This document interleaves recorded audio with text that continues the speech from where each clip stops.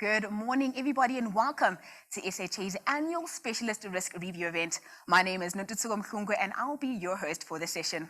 While after months of gathering insights from the various surveys we conducted, we are pleased to finally share the findings from our annual Risk Review report. For those of you who may not be aware, SHA publishes an annual Specialist Risk Review report, that delves into the challenges and risk exposures faced by South African businesses. We will be taking a closer look at some of those today.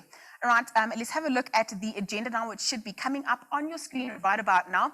To kick us off for today's session, we'll have Executive Head of a Specialist Business at Santam, Quentin Matthew, is going to be giving us a brief business update. And then Simon Coleman, who is the Business Head of Digital and Financial Lines at SHA, is going to be doing an introductory interview with SHA's business leader, Gareth Beaver. Simon Coleman will also be co-chairing the panelist interviews with Business Head of Claims, Anton Meyer.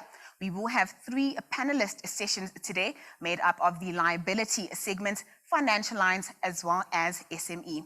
And then to conclude our session, we'll have a virtual Mentalism experience with none other than Larry Soffer.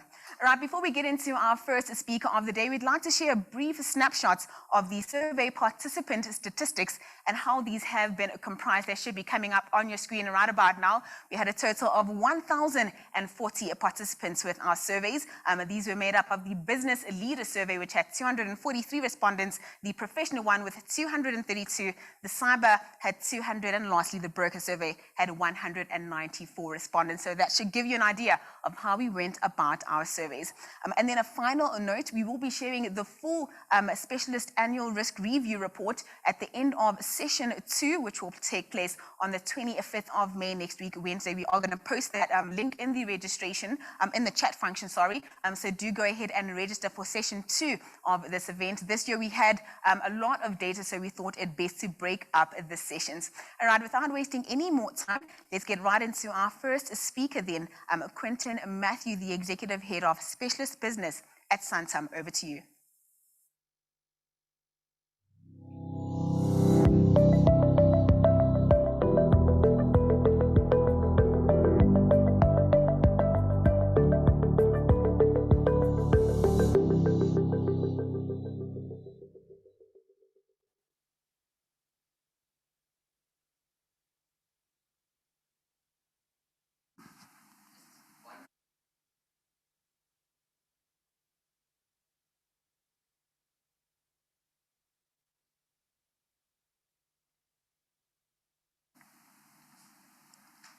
Good morning, everybody, and thank you for the opportunity, Nane.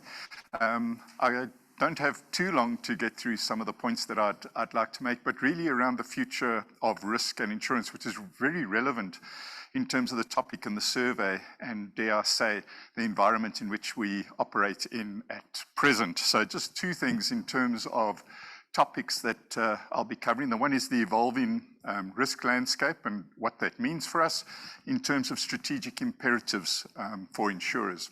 So to get straight into it, risk is growing. I suppose I'm stating a little bit of the obvious if we're living in a cocoon, which we're not.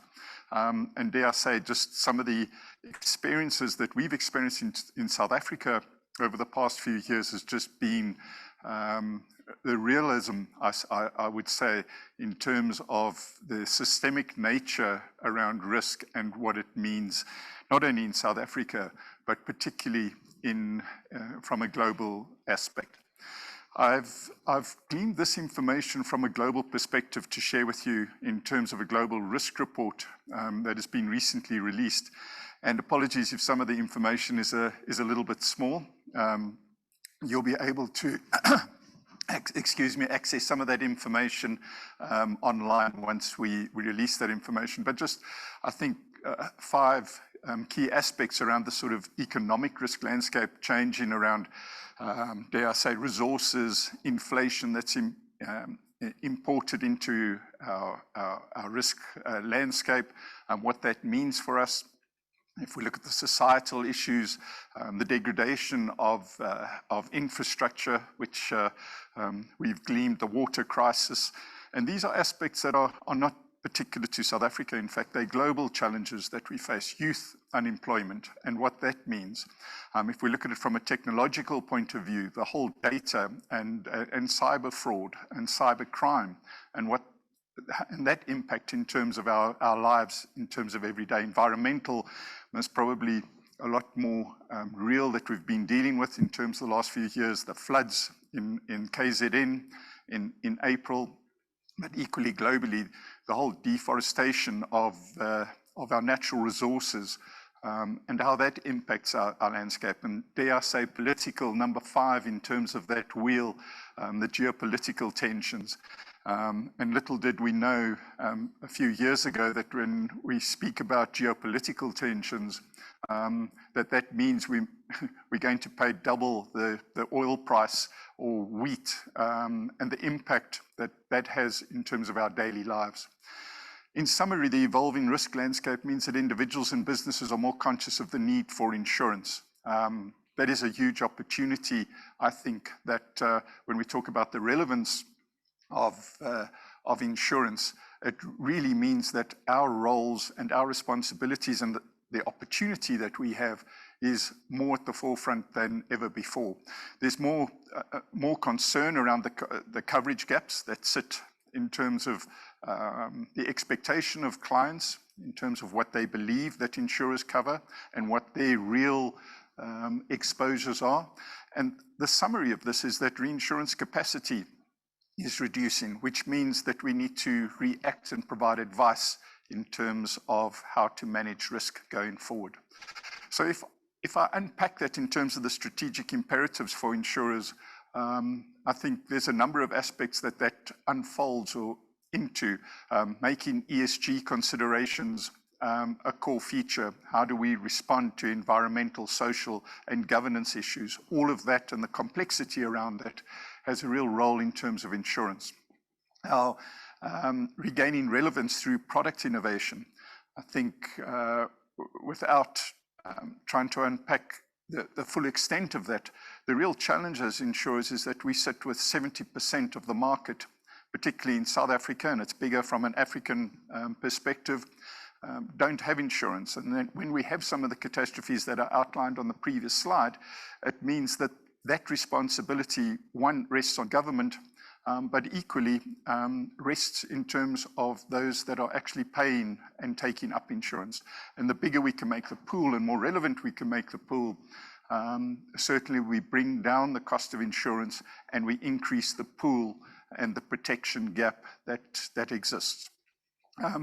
Just looking at some of the other aspects, developing new businesses for the digital age. I think it speaks around relevance, making sure that we can attract that other 70% of the market. How do we ensure that the customer experience, that clients feel that when they buy insurance that they get what they buy, and that when we need to import changes and get feedback in terms of insurance, that the products that we have and the gaps that are there are relevant and that are being addressed. And it's a real issue that we're taking seriously.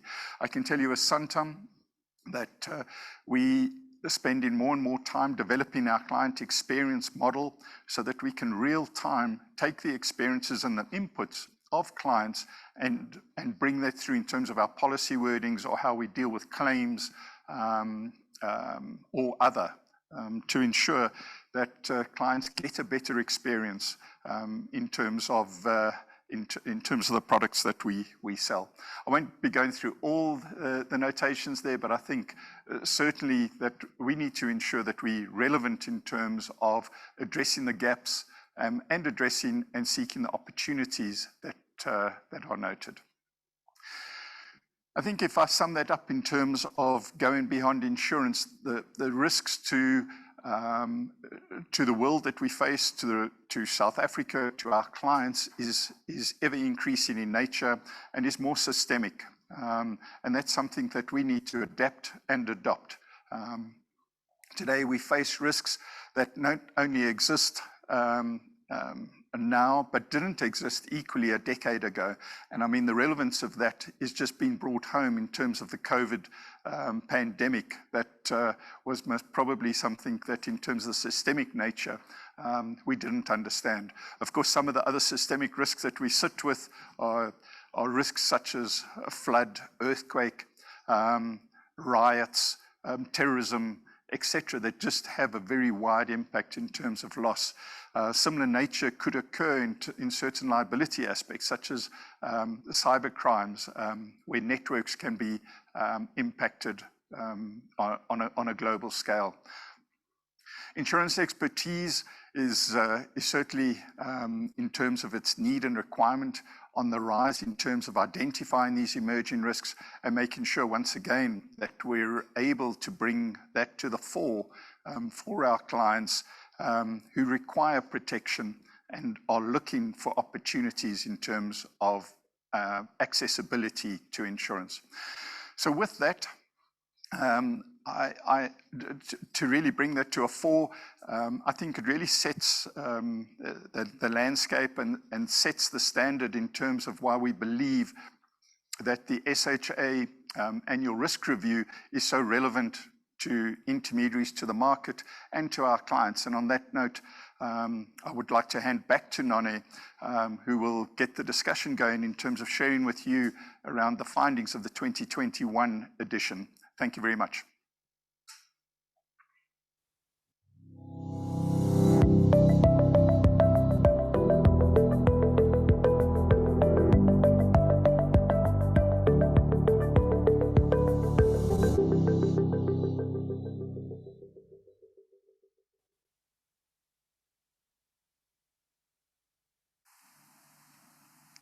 Thank you so much, Quentin, for that business update. Really does set the scene for the rest of the session. All right, we're going to get into the annual risk review part of the session now. We'll have Simon Coleman interviewing SHA's business leader, Gareth Beaver. Over to you, gentlemen.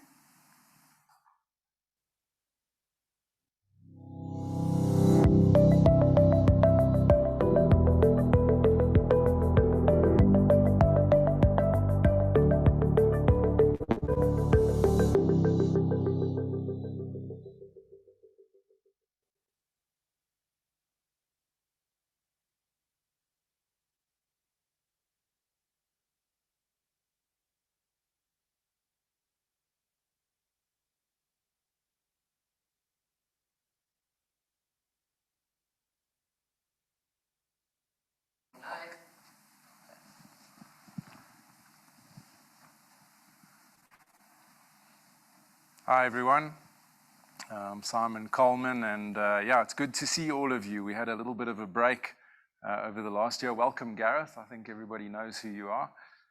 Do you want to talk a little bit about that gap that we had between the 2020 review and this one? Sure, Simon, and good morning to everyone out there, our brokers, our very important partners. I'd like to just thank you and welcome you.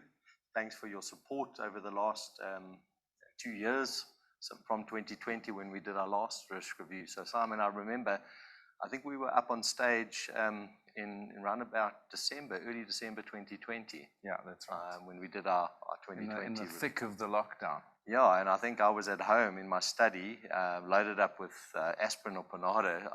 I had the beta variant, it was the second variant. You were patient zero at SHA, I think. I think so, yes, yeah. Sending out all the warnings and messaging, and then, yeah, Kippy got it first, yeah. Yeah. Anyway, so I led the charge into COVID. But a lot has happened since 2020. We took a decision, and Simon, you'll be aware of this, that we felt that the survey needed to happen now every 2 years rather than every year. We just, that was based on the view that we think that so many people are surveyed out today. But also I think we've seen, and we look at the experience and the feedback that we've got from this survey, allowing a bit more time to pass just gives us, the ability to collect much richer data. We're not, 12 months goes by so quickly, and so we got a really fantastic response rate. And so we think that 24 months is about the sweet spot in terms of, allowing time to elapse, things to happen, COVID, wars and all these things to happen. And we're dealing with long-tail business, so you need that time to see things develop. In fact, I just want to bring up our first graph.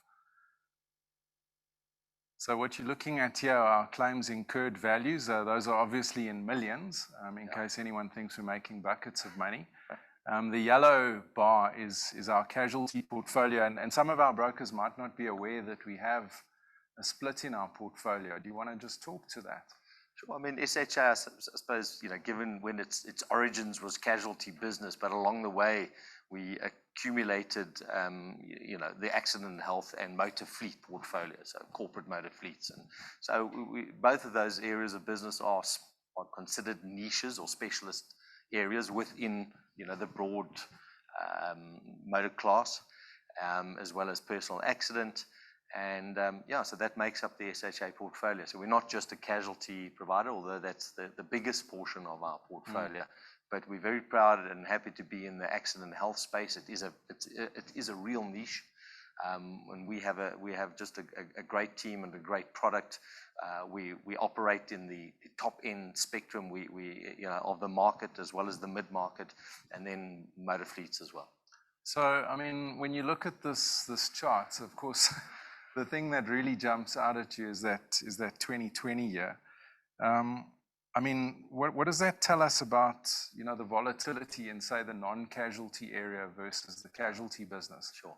Simon, thanks for pointing that out. I tell you what, I'm going to go a little bit off-piste here, if you don't mind. Sure. I mean, we'll come back to that, and we'll talk to that. But, when we put those numbers up, that, as I say, 2020, that's, over 1.2 billion rands of payments out, and the other years you can add that up. But this is where the rubber hits the road, and I want to talk to SHA's purpose. All right, because this is a key part of our purpose. So we're 37 years old this year. SHA was born in 1985, and we're part of the Santam Group, which is over 100 years old. And I think that's significant because what do customers and end buyers of insurance want? They want to know that their premiums that they've paid away, we prefer to see it as their premiums that they've invested with their insurer, their trusted insurer. We've taken that money, we've invested it prudently, wisely. We didn't go out and invest it in sort of big building. and private equity, mining investments, and dodgy things like that. But we put it into very safe haven investments. Sure. I mean, those are prudentially governed, but we've done the right things. And then, of course, we sit on that money and we wait for it. And we wait for our customers, our clients, our insurance clients, that when something goes wrong, when the losses happen, that the promise that we make in our policy, it comes alive and that money is available. I think Angus Hutchison actually said that in one of the interviews I did with him. He says, this inert thing that just sits on the desk, this claim, this policy, and then when there's a claim, I think he actually gestured like that, it just comes alive and says, here I am, ready to defend you. Absolutely. And of course, in his day, those policies did sit on a desk. Now they sit somewhere in the cloud. In the cloud, yeah. And we pull them out and they come alive. But at the end of the day, the money goes back. And so we delight in seeing that money going back to our end clients or third parties. In the case of liability business, it's often going to third parties whose property has been damaged or they've suffered physical bodily injury damage. And it's doing what we are.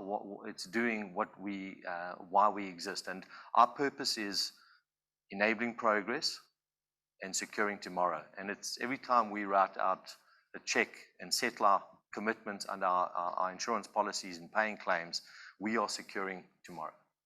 So let's talk about that tomorrow, because that big number that we saw in 2020, that was in fact largely related to claims that had happened sometime before that.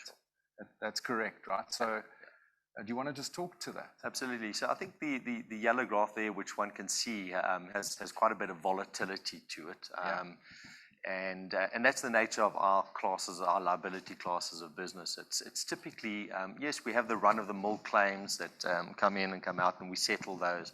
But we obviously are also a prominent insurer, the leading casualty insurer, particularly on the bigger risks, the bigger top-end corporate risk in our market. And of course, those clients typically have, if you compare it to motor and asset classes of business, there's a lower frequency of claims, but when they come, they're big. And that's what that's what 2020 data shows us. The other issue there to highlight here is that in the casualty space, there's this thing called claims latency.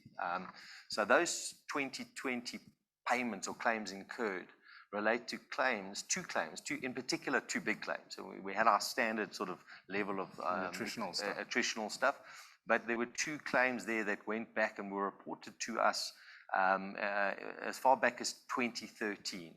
And so it took us and our insured clients the best part of 7 years for those actual incidents and those claims incidences to be reported, to be understood, to be assessed, to be investigated, for legal processes to go up to certain points in time, and then eventually, settled.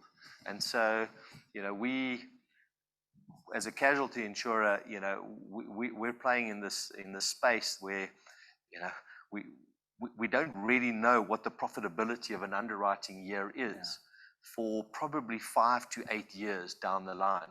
And that presents a unique set of challenges as to what is the right price to charge for premiums when you're actually only going to know what your ultimate liability is on claims in 5, 6, 7, 8, 9 years. And I mean, I've heard some guys talk about claims being settled 25 years after they were first certainly reported. saw that on medical malpractice when we were quite active in that area.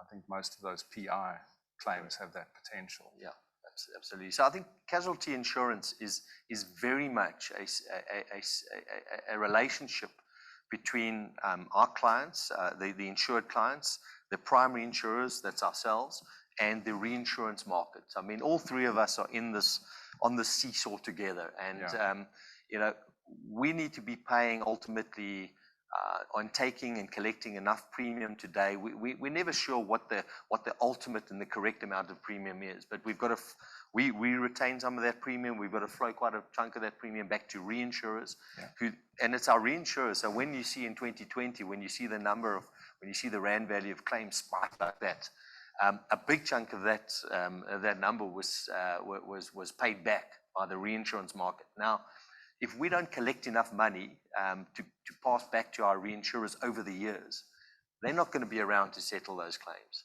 And the knock-on effect is that the buyers of insurance, the end consumer, are just not going to get the capacity to cover themselves for the risks that they face. And I think that opens up nicely into the first part of our purpose, which is enabling progress. So one to ask the question, well, how does an insurance policy, a casualty insurance policy, how do you claim that it enables progress? Sure. And I think without going into spending too much time on it, but without those professional indemnity, liability, D&O policies, cyber policies, our insured clients would not be able to turn up and do their business. I think an amazing, real life case scenario would be, many of you would remember the Greyston Bridge that links the Alexandra Township into the Sandton CBD. That bridge was started to be built, I think, back in 2014, if my memory serves me correct. A number of our the key building contractors, design, architects, engineers, scaffolding guys, very well-respected organizations were contracted in to build that bridge. That bridge enables progress in that it's connected a very populous area where a lot of people who don't have the means and the money are now able to just walk across the bridge to their place of work. So it's an incredible income progress. Generating for a lot of people. Absolutely. And so these professionals got to work. Obviously, they needed that insurance policy to even qualify for the tender to do the work, to go ahead and do the design and then the build, etc.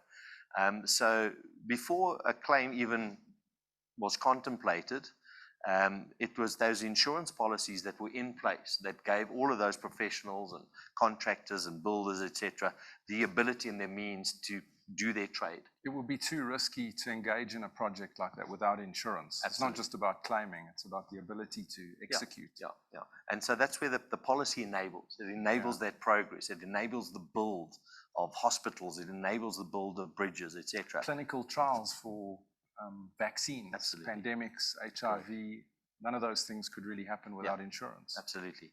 That's a good point. And then the unthinkable happened one day. In fact, I drove under that bridge 2 hours before it fell down. We were heading to a meeting out north, and we went along the M1 North, and 2 hours later, that whole thing had collapsed, the initial structure that was being put up.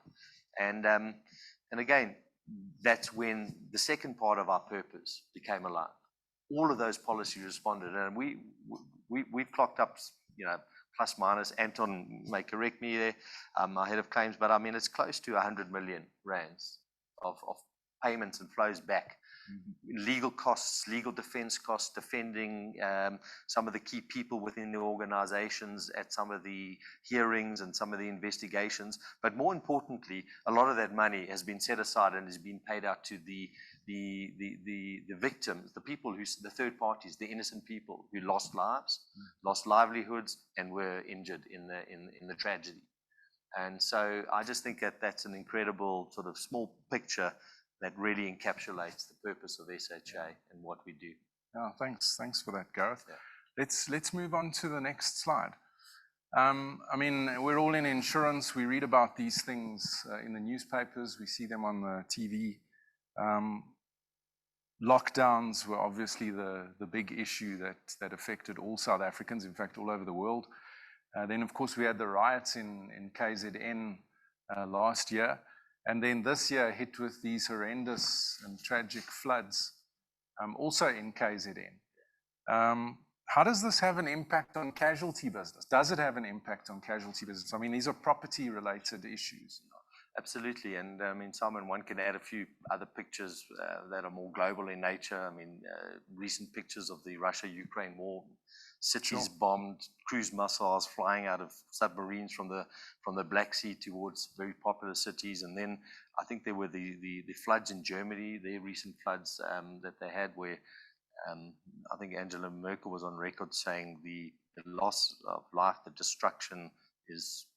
She is without words to describe it. But so of course the first impact in terms of these kind of events are the property insurers typically, because of the assets and the property and the damage. So we did pick up as SHA, as I mentioned before, we write a portfolio of motor fleet business, and so we've got our share, but it's relatively small in our lives.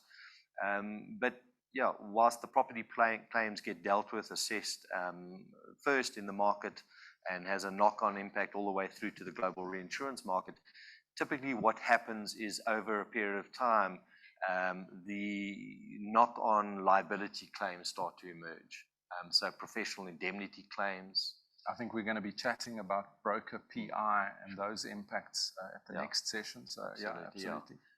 People who may have been constructing and doing certain projects at the time, maybe didn't put in sufficient checks and balances and protections, and that contributed to the damage done. And so there could be legal and court processes that some of our clients will have to go through, and that'll emerge after sort of 18 months, 24 months, when people have assessed the damage, paid out, indemnified, under the assets policies, and then people will be looking to say, well, the loss was exacerbated, it was exaggerated. Had this person not done that, should have been anticipated by directors or something like that. Well, absolutely. And what about? I mean, this sort of stuff all filters through to the same reinsurance market. I think you mentioned the global reinsurers. Yeah. I mean, are there cost implications? I can recall I started a UMA back in 2000. And just after I got my binder at Lloyd's, the 9/11 thing happened. And I was doing employment practices, so it had nothing to do with the incident in America. But there was this kind of filtering of price increases that just kind of swept across the whole insurance and reinsurance market. So we could expect that sort of thing even in a casualty portfolio. Yeah, absolutely. I mean, the main really big reinsurance markets, global reinsurance markets, the ultimate capital that they hold, the ultimate capital that they have available to deploy, which they'll be writing asset and liability insurance. And, whilst they'll keep these things strictly accounted for in separate packets or boxes, at the end of the day, it's one capital base sitting behind those reinsurers. Investors want to return. And investors want and need a return. Yeah. So there's definitely a crossover impact between what's happening there and in the assets. So of course one's going to expect that the reinsurance for catastrophes is going to go up significantly after the back of all of these events and now the recent floods on top of it.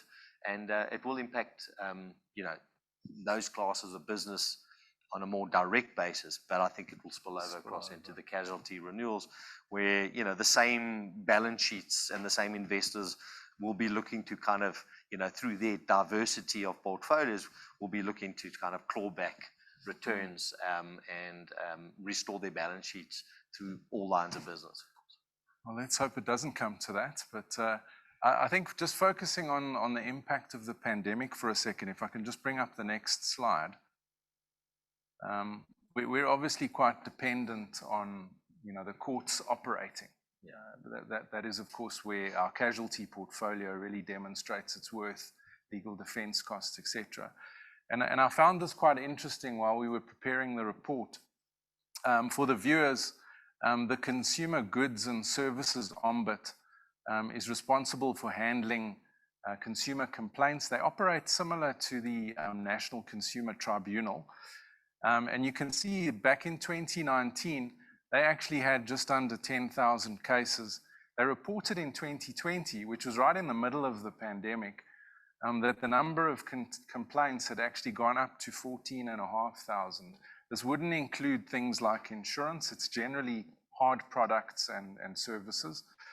So I thought that was interesting, that there was this movement by consumers to try and either get their money's worth for things because things were tight, or to exercise their rights in some other way, which brings me to the second half of the slide. The courts in 2019 heard 130,000 civil matters. This report, I do recommend you download this if you're interested in liability. This comes from the Judicial Services Commission. Gosh, that was a mouthful. Imagine saying that after a few beers.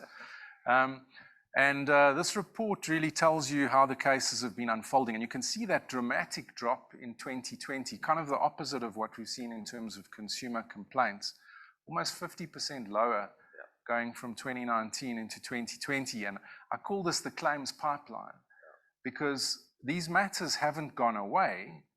It's just like somebody turned off the tap and it's going to be opened up again.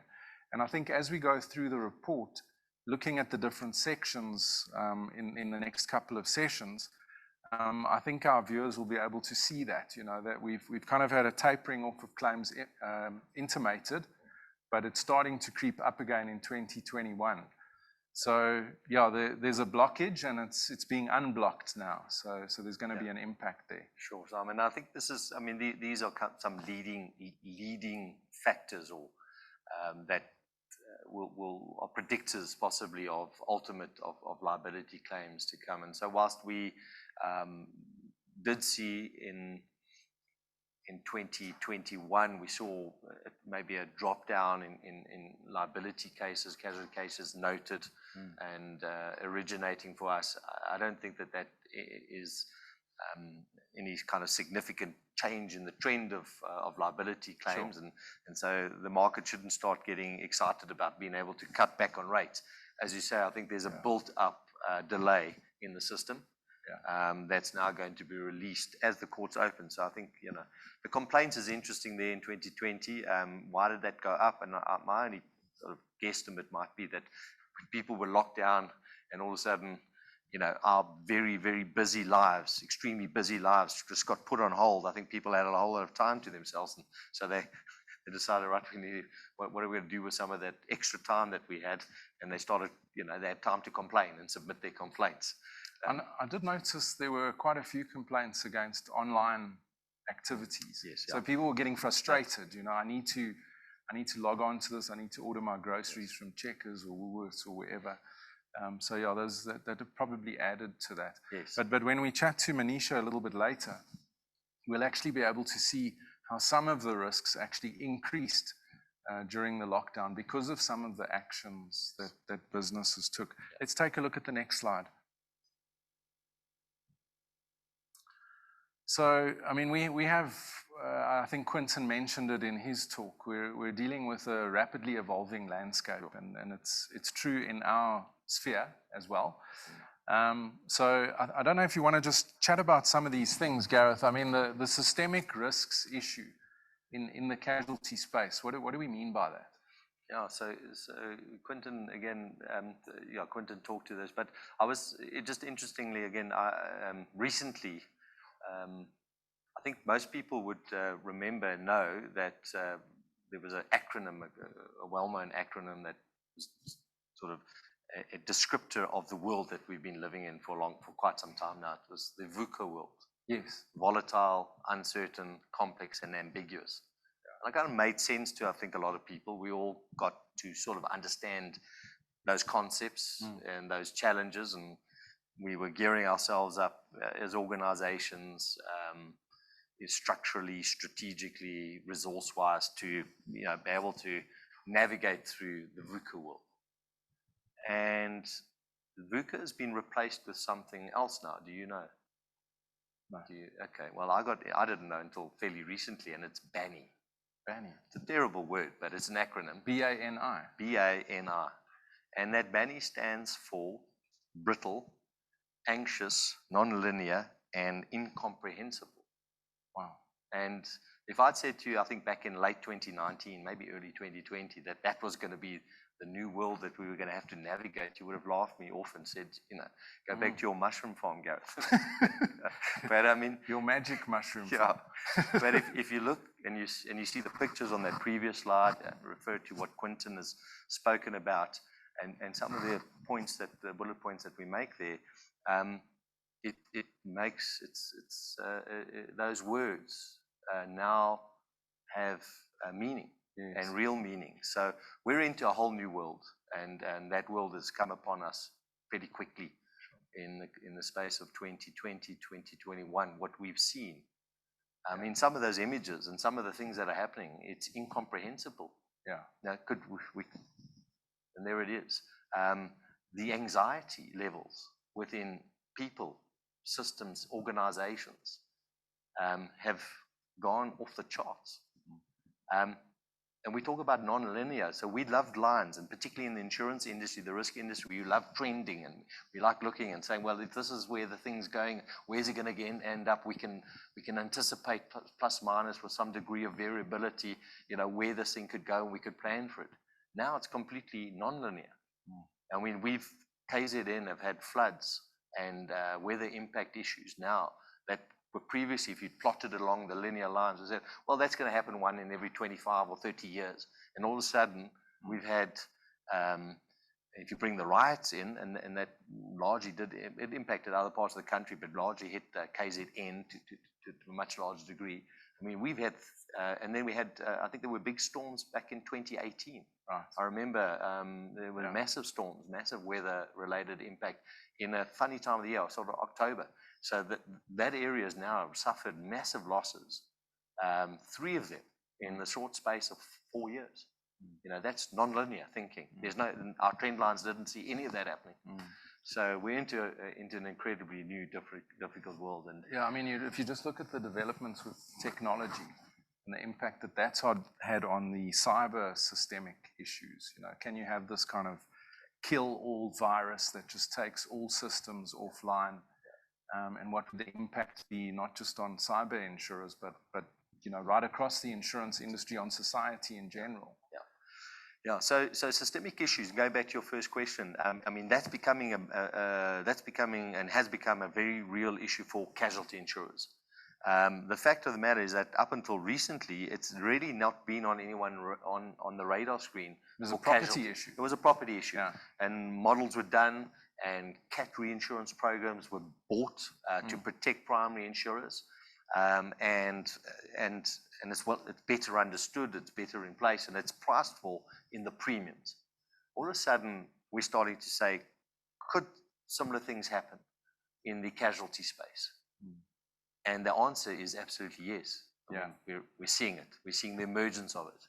And the reality is that, we don't have that reinsurance protection neatly in place to protect the sideways impact for casualty insurers. We've been having that conversation with the international market now for the best part of 24 months. And it's a very real issue. And I know the rest of the market, Similar issue. are having that conversation. If they're not, they are misdirected and misguided, and they should be. And the reality then is that we're going to have to be able to establish some form of protection in place for the primary insurance market with the global reinsurance market. And that's going to come at a cost. At the end of the day, it's an exposure. It's a real exposure. If we don't get a reinsurance solution that we can then filter back into the market, insurers are going to just have to write that exposure out of the policies. Sure. Manage it by exclusion. And that's going to leave all our clients, insured clients, without cover for those scenarios, which could be catastrophic. So we just kick the problem down the road to somewhere else. Yeah. And that's not what we want to do as an insurance industry, as a global reinsurance. We're here to try and, enable progress and secure tomorrow. Yeah. That's what it's about. Yeah. And so we have to find solutions together. Yeah. Gareth, I'm just wary of the time here, but I thought it might be worthwhile just chatting about that second point. Some of our global brokers reported that, placing a big corporate casualty program was becoming tricky. You had lots of different insurers on there, which they've always done, but they had some additional complexities to deal with that I think started maybe just before the pandemic and seemed to have exacerbated. I know one of the issues that was shared with me was that not only were the pricing issues vastly different between the layers, but there were different terms and conditions. The primary might have something and the upper layer doesn't have it. Any comments on that? Sure. I think we started, and again before pandemic, we started to see as the lead primary market in the casualty space for South Africa for many years, where we kind of really happily went in and really just put down our full capacity up to 500 million on a primary layer basis. And that was the sort of key focus for a broker and their client. If you've got the first 500 million primary layer placed, you're taking care of a lot of the exposure, and then for the really big exposure risks, they would put some XL layers on top of that, and there may have been some differentials, but they weren't too worried about that. The 500 million was in play, and we as a market and the lead market there have stepped back from that strategy and that underwriting strategy, and we've started to drop our primary capacity and started to insist and require that other market players come in and be part of that primary risk layer. And of course that's caused a greater degree now of work, effort. More co-insurance discussions. That's right, and alignment, because it is difficult for a client to accept and a broker to now say to their client, well, for this portion of the primary placement, you've got these terms and conditions and these exclusions or this wording, but alongside that, you've got something different from some other market. Of course, now when the loss happens, does that mean what portion of the loss is going to be paid? Snaking in and out of the cover all the way up the tower. That would create a lot of anxiety, I think, for brokers in terms of their own EI risk and exposures to clients. It's here to stay, though. Yeah, possibly. Sure. All right, let's move on to the next slide. Gareth, I found this particularly encouraging, especially coming out of the insurance industry as a whole took a bit of a beating over the handling of the pandemic and the lockdown-related claims. We asked our business leaders, just to remind viewers, we ran several surveys over the last few months. The business leader survey was largely corporate, so these were executives there were about 200 of them in relatively large businesses. And one of the questions we asked them was if they actually trust their insurers to pay claims. And 92% of the clients who were interviewed said that they absolutely did. I think that was quite encouraging. The other thing that we asked them were, what are your top 3 drivers Price is always in that when we chat to these guys, but you can see here on the right-hand side, broadest cover actually topped the list, just narrowly ahead of lowest premium. I thought that was interesting. And then, of course, claims paying reputation, which ties into the left-hand side there. Any comments? Yeah, sure. Well, I think the stat on the left-hand side, the 92% trusted their insurers to pay claims, I think that talks to the longevity experience of insured clients out there, that notwithstanding the fact that on a particular event, the COVID lockdowns and the legal uncertainty that was thrown upon everyone as to are those claims covered under their business interruption policy wordings or not. And it went through a legal process. It was very unfortunate, but it was necessary. It happened all over the world as well. But I think people have stood back from that particular moment in time, which was unfortunate for everyone involved. And I think they're seeing the fact that the leading insurers, the guys that have been around for a long time, have paid claims when they've been called up to pay claims over the years. They've lived true to the promise they make in the insurance policy, and that our clients and our buyers of insurance are not judging the entire industry on a particular event and a moment in time. I mean, ultimately, those claims have been paid out. It was determined. There was uncertainty in how some of these policies were worded.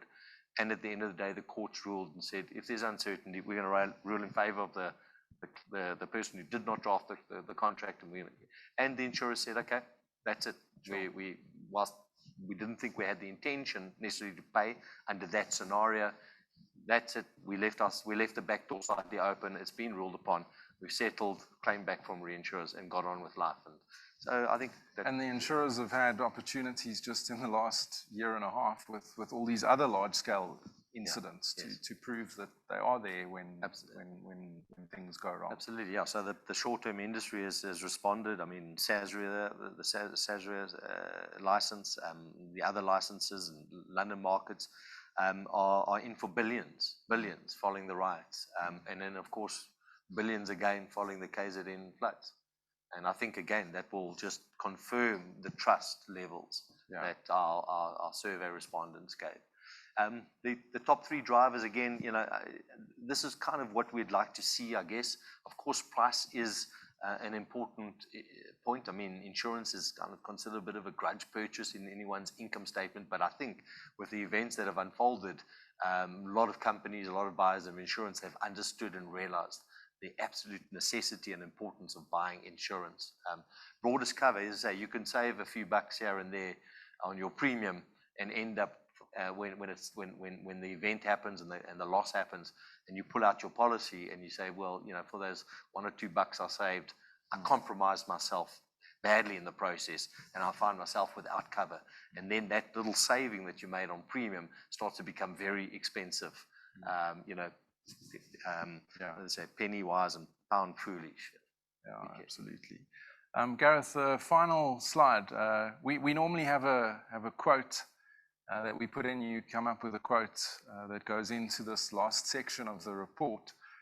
This year you asked us to put a cartoon in, and do you want to just talk to this just briefly? Yeah, I saw this cartoon again not so long ago. It was in a different context, but I think that this cartoon, which is actually a very serious cartoon in a way, talks to the entire world that we live in. I mean, you could put this into any context, a lot of contexts. I mean, in the insurance context, there's four individuals. You could say that there's a buyer of insurance, an insured client, there's a broker, there's an insurer and a reinsurer on that boat represented there. And whilst we all might think that we're on different boats, we're actually on the same boat. We're in a system that's connected, all of us. It's not us and them. And so we need to work together. At the end of the day, we're actually all on the same boat. And if the boat goes down, we all go down ultimately with it. Sure. And that's the connectedness of the world. And as I say, you can take that into other contexts, but I thought, appropriate for this context of specialist insurance. We have to work together. One of the reasons why we share this survey. Absolutely, we think sharing information is one of those ways that we get together. 100%, yeah, and I think that's what the survey means to us. It's our efforts to reach out to our brokers. It's our efforts to reach out to the insured client who pays the premium and whose claims we settle, to say, guys, tell us what you think. We're asking these questions. We really appreciate your feedback because it informs what we and how we should change, how we should adapt, so that we understand that we're on the same boat, and we need to listen to each other. We need to talk to each other. Well, I'm very pleased that I noted on the list of attendees, we've got quite a few of our competitors tuning in to this today. Fantastic. Yeah. So definitely getting the message out there, and us all kind of working together as an industry, I think makes a lot of sense. Absolutely, yes. Gareth, thank you very much. It's a pleasure. Yeah, we'll be right back with Manisha and Anton talking about liability. Fantastic. Cheers.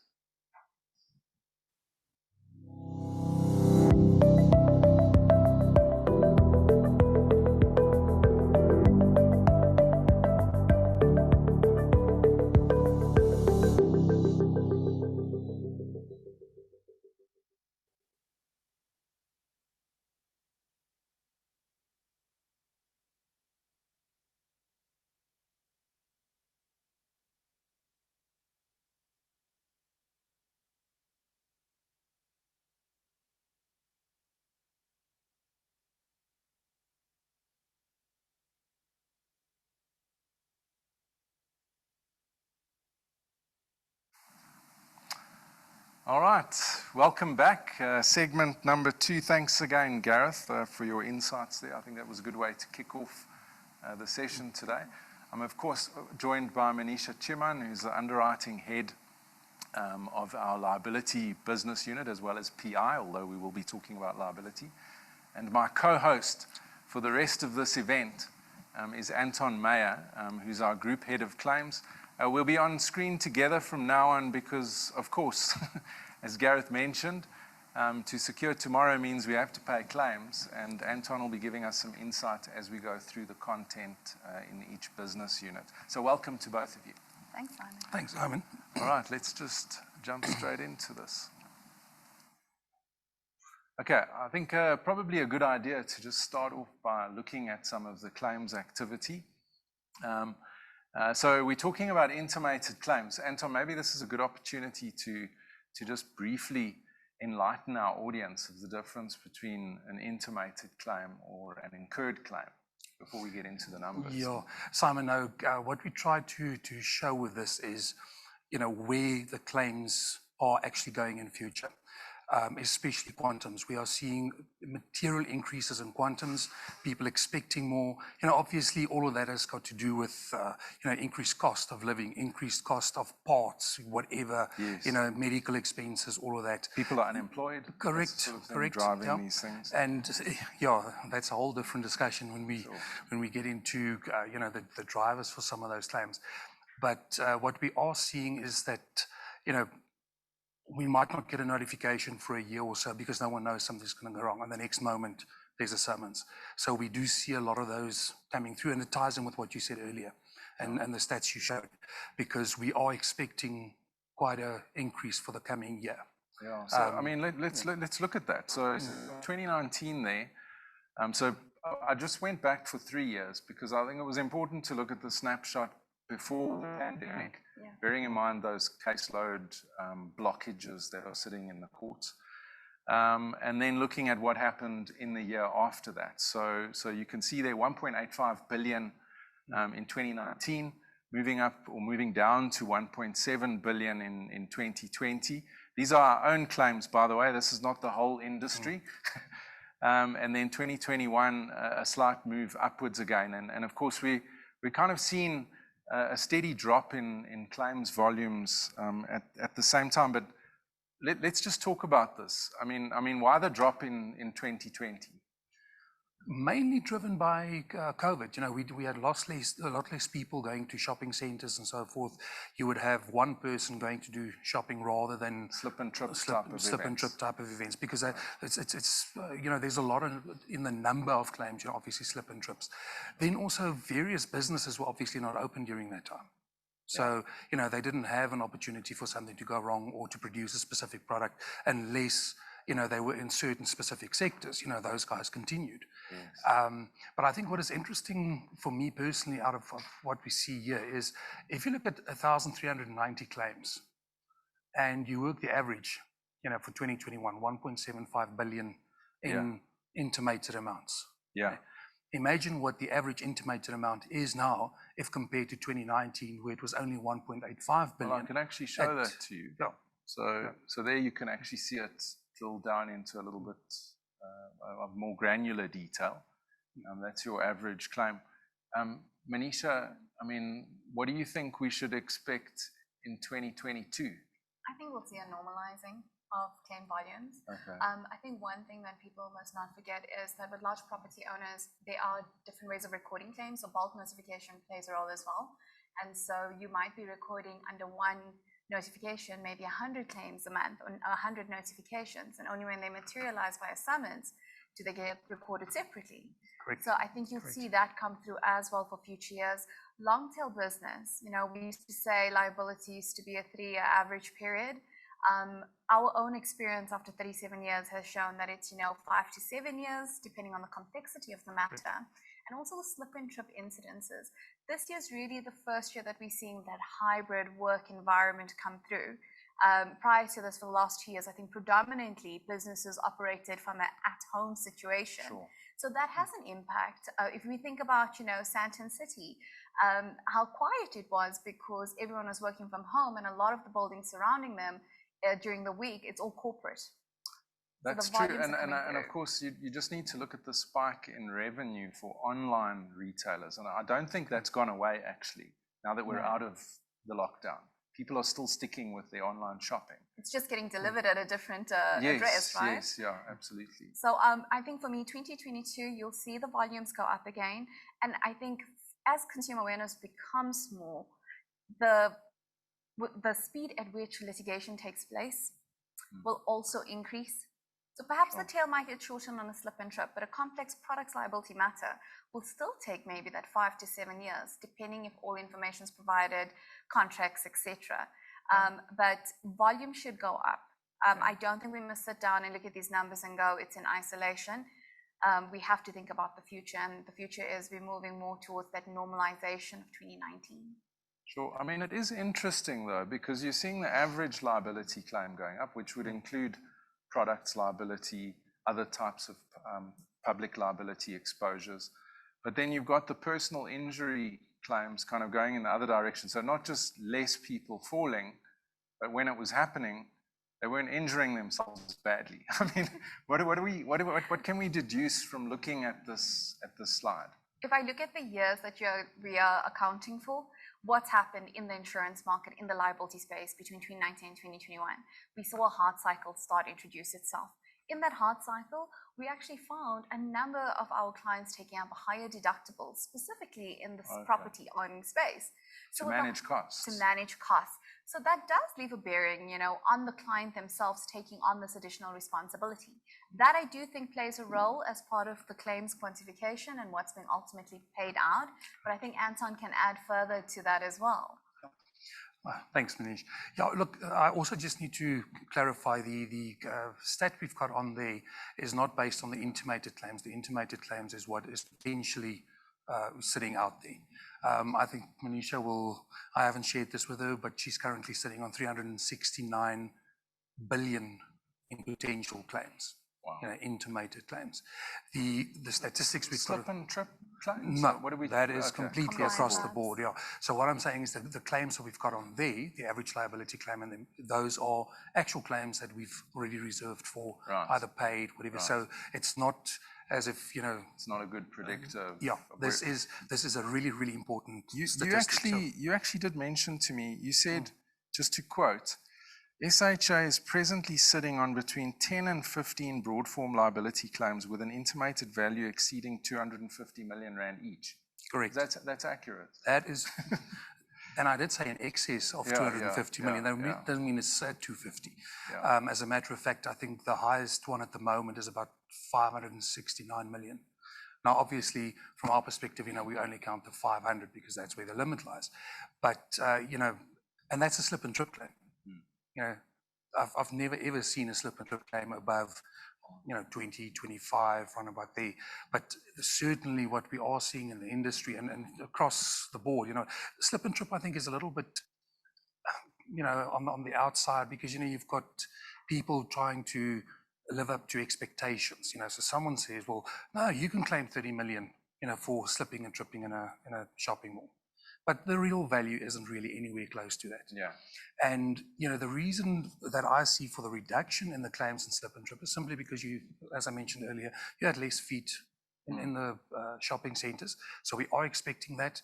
We have also, with Manisha and her team, we've come to arrangements with some of our large property owner clients in order to assist them, because, they can't notify, they get 20 or 30 incidents in a month. So we will create a solution for them in where we get bulk notices.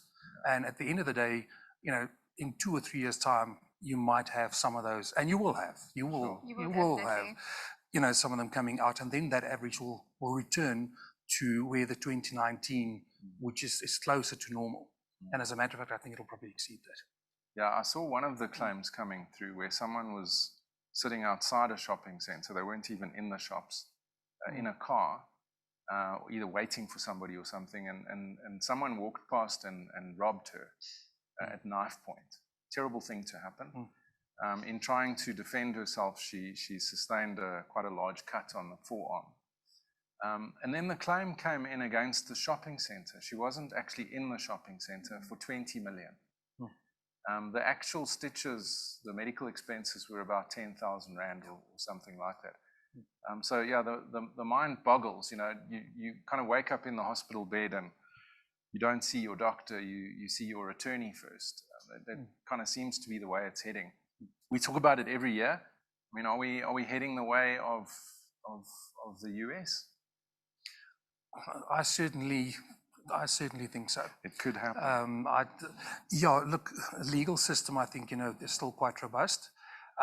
But insofar as the actual claims are concerned, yes, we see a lot more summonses come in for irrelevant stuff, honestly.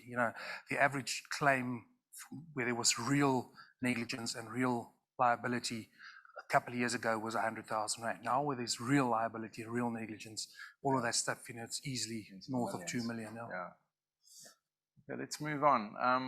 This is also something we look at every year. I think it's one of the most interesting slides. Manisha, 49% of the businesses we spoke to, so it's 1,000 odd companies that responded to the survey, said that they had changed suppliers in the last 12 months.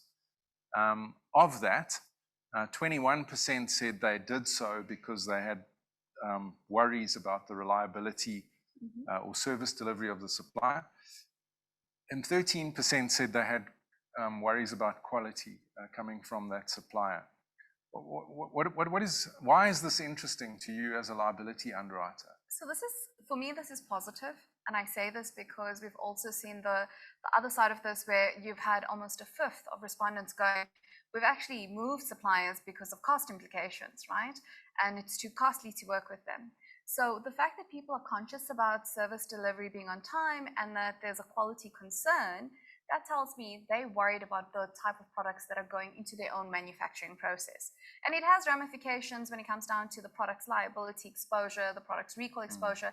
But more than that, there's this uninsurable exposure, which is reputational risk. And I don't believe that anyone today can take a chance on that. You wouldn't willingly put yourself at risk. You don't want to put yourself at risk, right? There's no number, there's no actual physical number one can go out and quantitatively say, this is my reputational risk. Social media just makes it go absolutely wildfire. And how do you rein that in? Sure. So there's a conscious effort from clients that are saying, guys, we need to change suppliers, but we're making changes because we're worried about quality. As an underwriter, if I flip it, that's something I want to hear as an underwriter, that you have this quality assurance at the back of your mind. Because I don't think, it's pertinent if you have done everything possible in your space to have exceptional quality assurance, but your supply chain lacks it. Inadvertently, you would pick up the product's liability claim somewhere along the line. I agree with you, but I think the inverse here is what we also need to be aware of, because you've got more than half who didn't change suppliers. And then within the half that did change suppliers, you've got 60-odd% there that switched for some other reason, which could have been purely on price. Yeah. And I think that kind of leads me into this next slide here. Sorry, just one second. So this is what we noticed in the product liability space, just coming off the back of that quality control discussion. Yes. In 2019, the average product liability claim was 2.7 million. And in 2021, it had jumped exponentially to 8.8 million. So, I mean... You're very correct that in what your assessment was previously, right? So the contrary of this whole thing is if I've just moved suppliers because of cost management, that's the risk. That's what you're seeing, this increase of quantification in claim. From a risk perspective, it comes down to, again, supply chain management, contract management. These are all things that an insured can control. And how much do they value it, or how much emphasis is being put on it? And I think today's theme and the risk report this year is really tying together a lot of aspects when it comes to the people we're employing, the people we're let going, the contract management that we're doing, and the types of risks we're thinking about when we actually look at our risk registers and we share them.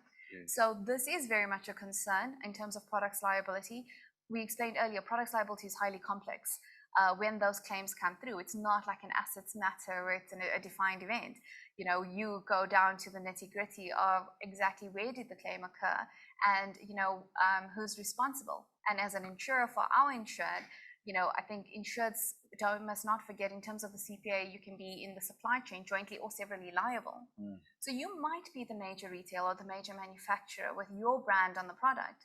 And then the subrogation claim also comes into play, you know, and that's where contract management will also come through. That's also where it gets really expensive. Extremely expensive. I mean, product liability matters due to the nature. The loss adjusters and the attorneys that we choose to appoint on these complex matters. Expert witnesses. Exactly.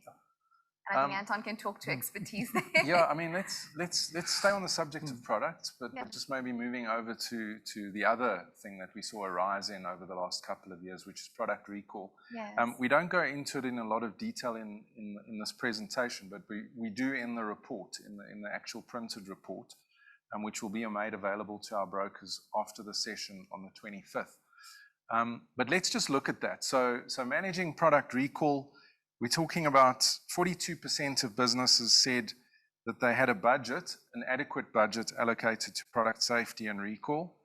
But within that, a third had never actually tested the plan or done a mock recall, as we call it. Yeah. I mean, what are your thoughts on that? This is a concern. And the reason I say this is because just this weekend, we've just seen a major recall take place around noodles. And it's not the first one for the year. In fact, it's the second one. The confectionery one was done earlier this year. And last year, we saw 3 very big ones. So product recall, I think there is this mentality or thinking around, it lies with the major retailer or manufacturer. But really, it could be the packaging company that's responsible for it. So you can't take that away. The beauty of this, saying 42% actually have allocated a budget. The contrary is that 58% have said, we haven't allocated a budget to this. They might have allocated a budget and have a product recall plan. A plan is only as good as you test it. And what is the purpose of mock recall? A mock recall is really there to look at a challenging, realistic scenario based on your industry and see what the cost implications are of a recall. But more than that, does your plan actually work? The whole purpose of plan and recall cover, I think as insurers, why we rely on this product recall plan and the mock recall being tested and done on an annual basis, is to actually see if you are as ready for this recall as possible, right? Because there's that element of reputational risk and that's uninsurable. And it's going to happen in a crisis. It is. I mean, you need to know who you're going to get hold of. Your transport costs. And I think as you often get asked the question, what limit should I buy? Right? And a mock recall is a very realistic scenario because when you test that recall, you can sit with your insurance policy and you'll know what you're covered for. But also there's these costs that are not covered or that might be in addition to your limit of indemnity that might influence your purchasing decision or at least investigating with your broker to say, is there possible cover for this? We picked up that it's not.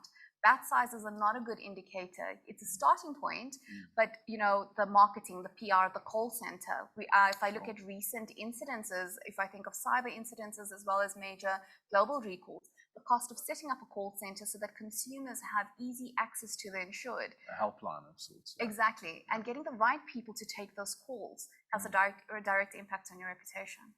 Yeah. Anton, you've actually been handling some product recall claims over the last couple of years. Yeah. Any complications there? I mean, what do we see coming up that we should be aware of? Look, Simon, dealing with the claims and as they come in, obviously we try and get it sorted out as quickly as possible. The product recall claim isn't as complex as what the resultant liability. Correct. It's very quick in and out. The main concerns then come afterwards with whether they're subrogated claims from suppliers or against suppliers, wherever you're going. So that's where it becomes complicated. But what we do with the actual recall claims, where everything's in place and all the conditions have been met, we try and settle those as soon as possible. Yeah. There's no need to sit and wait on those. They can move reasonably quickly. Okay. And I think that's also why some of the costs, escalated up to there, because those matters can move quickly. And I think they would be reasonably accurate. My only concern is that there are still lots of things in the pipeline, and we might see a further increase in 2022. But again, I don't want to cross over between all the lines, but I tend to think way too wide for my own good. You've got the view across all the business units. We've got a concern from a directors and officers liability perspective. Because if you don't test your mock recall plan and you only put it in place because of a tick box to say to someone, yes, we did, and that completely fails, and that could have an impact on your policy. If you disclose on your liability, your recall policy, we've got this in place, this will work, this is how it works, put everything out, and then none of that actually comes to fruition. That's a very good point. There could be potential problems there in the recall claim, which then could also potentially spill over into potential D&O claims. Sure. Good point. All right, let's just move on here. Just very briefly, I don't think we need to spend too much time on this. I think this really just illustrated businesses trying to survive through the pandemic. They launched new products, but that slide on the image on the right launched new stuff, but a third of the businesses that did that didn't have anyone really overseeing it. How concerning is that, Manisha? I think it ties right back into the previous slide. We might even tie into the product liability claims. Product liability claims, or future slide as well when we see them, right? Because without the requisite skill and knowledge, you don't have the quality assurance that you're putting out. So it's all good and well that businesses are diversified, but have you gone to market too quickly? Have you got the right people in place? That all has an impact ultimately on the end, which is reputation, it's your product liability claims. They all tie together. And I cannot stress the importance of actually thinking of all of this in a holistic manner when you think of your casualty insurances. Absolutely. I think it kind of leads into this next slide here. The same thing. Business is saying we're going to cut back. I don't have an image here for it, but when I was looking through the whole report yesterday, I noted that we asked businesses, okay, now that you're through the pandemic, are you going to hire people back again? And most of the employers actually said no, because they'd obviously streamlined processes and efficiencies and realized they didn't need as many people, which is obviously tragic from an employment perspective. But the same group of clients also said they had less people working there, and yet they had this kind of upward trend in negligence-related losses, not necessarily liability, but just saying, 19% of them said that we'd lost money because of employee negligence, and that was much higher than it had been in previous years. Do you think there's a connection there between those two issues? Definitely. I think it leads to liability eventually when you don't have the right employees with the right skills. And if you do have the number of employees, have you got time to train them? Have you given them the adequate training? So I think it all ties back. What's interesting is, the 24% reduction also opens up the EPL policy in itself. So again, it's all tying back to how your insurances interlink. But I think from a liability perspective, I think often, the guy that was responsible for overseeing one particular duty that is quite a critical part, where it could be just delivery, he's now doing 2 or 3 jobs. So you're stretching the person out. He's not focused. Something's going to happen. Lack of focus is bound to happen. Yeah, as a matter of fact, we actually had claims where a driver used to have a co-driver that was responsible for the admin. Now one guy's doing both jobs. And of course, that's how we know about it, because something went wrong. Yes. It's plain and simple. It's just the way it is. Yeah, I really think businesses need to think about that. I know it's very difficult if you're trying to survive as a business. Bearing in mind, most of the respondents to this particular survey were larger businesses. We're not talking about sort of that survivalist SME kind of environment. These are bigger businesses, but I think it's a good conversation for brokers to have with their clients. 11% of the respondents said that they'd been threatened with some kind of litigation over the past 12 months. I have to tell you, we do ask this question every year, and the percentage is more or less in the same place. There hasn't been any change there. And then 20% said that they'd been taken to the CCMA or to the Labour Court. What do you make of that, Manisha? I'm actually, it's much lower than I expected, considering what we're seeing in our claims activity. And I mean, those quantums Employment practices claims. Employment practices liability, right? So it's specifically tailor-made for the CCMA and labour disputes. Our claims activity is telling us that the quantums in those claims that are being paid out is much higher. And what we did see is the tail on these claims also can have an effect. So it could be a lack of awareness that there is this policy available, or you can trigger your policy. Alternatively, it's also consumer awareness, right? My rights as an employee.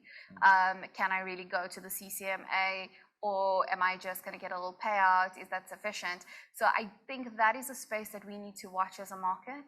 EPL for us is been an uptick in terms of inquiries, people taking out the policies, because they're undertaking that line of these business processes. was no picnic before the pandemic, if we're really honest about it. Yeah. So with all of this added to it, it really does mean it has to come into sharp focus. Premiums are probably going to go up. They have on grown and EPL. they'll continue. Okay. Yeah. That's I think an it's upward it's trend. quite an interesting with the limit purchasing there, because people often think they should take lower limits, but I think from a quantification just yesterday, Anton gave me a little heart palpitation. But I mean, we've seen quantification I hate it going when up. he does that. He walks around the office just jolting people. So He actually does it before you leave the called office, sharing. right? Yeah. I'm in Cape Town. I don't really get to experience I can't it as stress on much. my own. I have to share. Yeah. Thank But, you. this is an interesting one where it's in excess of 10 million. And, that's the sort of quantums that are coming through. And I think we sometimes believe that it's sort of sitting in lower income brackets. But in reality, EPL matters are more, we're seeing a prevalence coming through on higher income streams. Yeah, and that's when the 12 months award would be quite a significant number. 100%. Okay, let's kind of move on here. Again, this is something we started in the last report. Yes. We wanted to know if businesses keep a risk register. I'm sure our brokers do know what it is, but perhaps you just want to sort of summarize what the risk register does. I think for me, the risk register really is a summary of where the business sees their risk. Right, high level overview between, if I think of it from a liability perspective, it might be health and safety, compliance, HR issues, liability matters, or even their contract management with their major clients. So it's what keeps them up at night. I was just going to say, it's a list for the insomniac. Pretty much. If you want some good bedtime reading, this is not the list you want to be reading. So, it's quite an interesting one, because we've been asking for it. And so I was looking at some of the stats, and I thought, it has gone up. The number of respondents that are now indicating, guys, we do have a register and we are sharing it with our insurers, it's gone up, but it's not by much. It is a space that is more prevalent for casualty lines of business. We do want to understand what's keeping you up at night. We're happy to share what's keeping us up at night.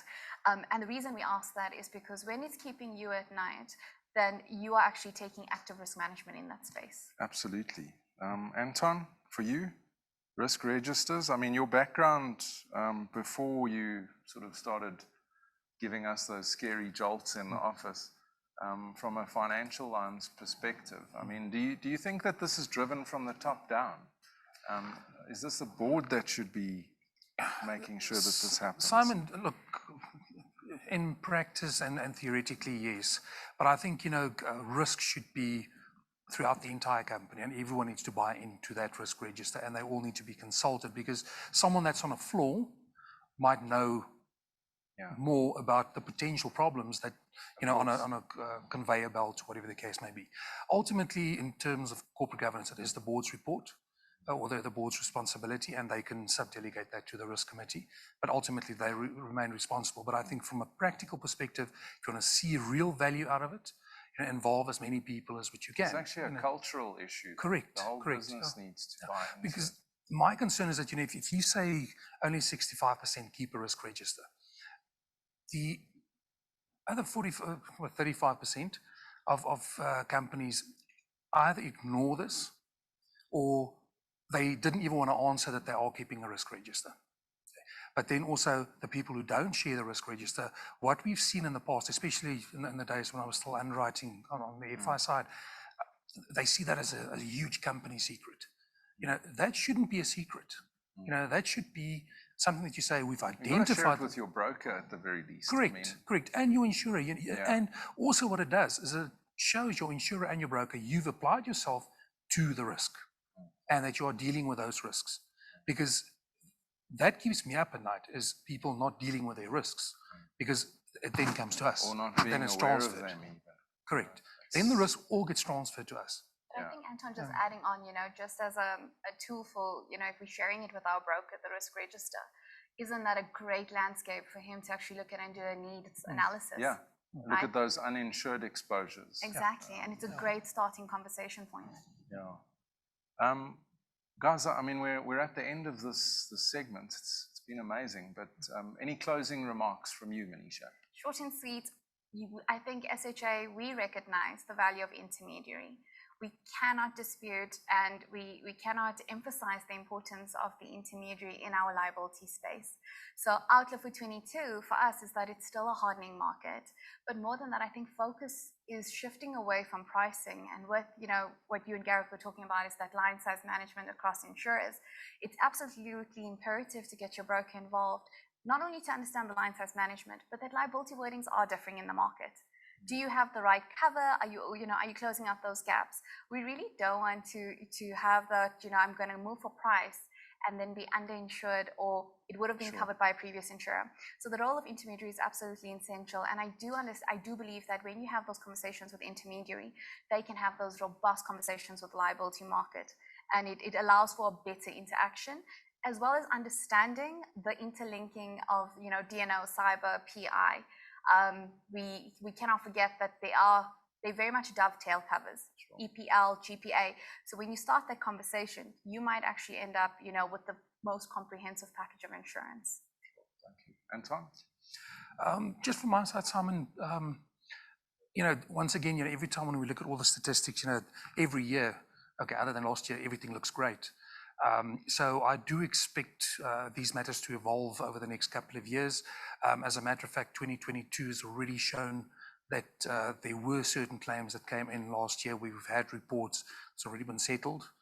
We're trying to shorten the tail to make sure that we get more accurate stats sooner. And like Gareth also mentioned, sometimes it can take 8-9 years before you know whether you made a profit or loss on a specific year.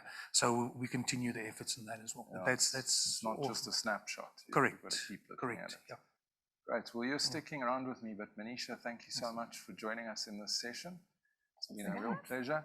We're going to take a short break, a 5-minute comfort break, and then we'll be right back with our financial line segment with Tebogo and Makolo. Thanks.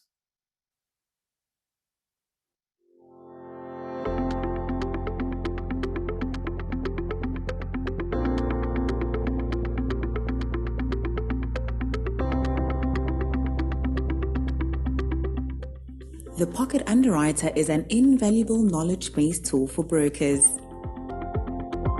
It offers a first-class, easy-to-use digital experience and is a one-of-a-kind in the insurance industry. Key features and benefits include 24/7 access to specialist sales and marketing material. Earn up to 12 CPD hours. Online quoting and issuing to the SME sector, accreditation to sell SHA insurance products, and more. All new users are onboarded with a quick step-by-step guide with the option of a visual tour, making it simple for anyone to use. Visit our broker portal to sign up and learn more about the Pocket Underwriter.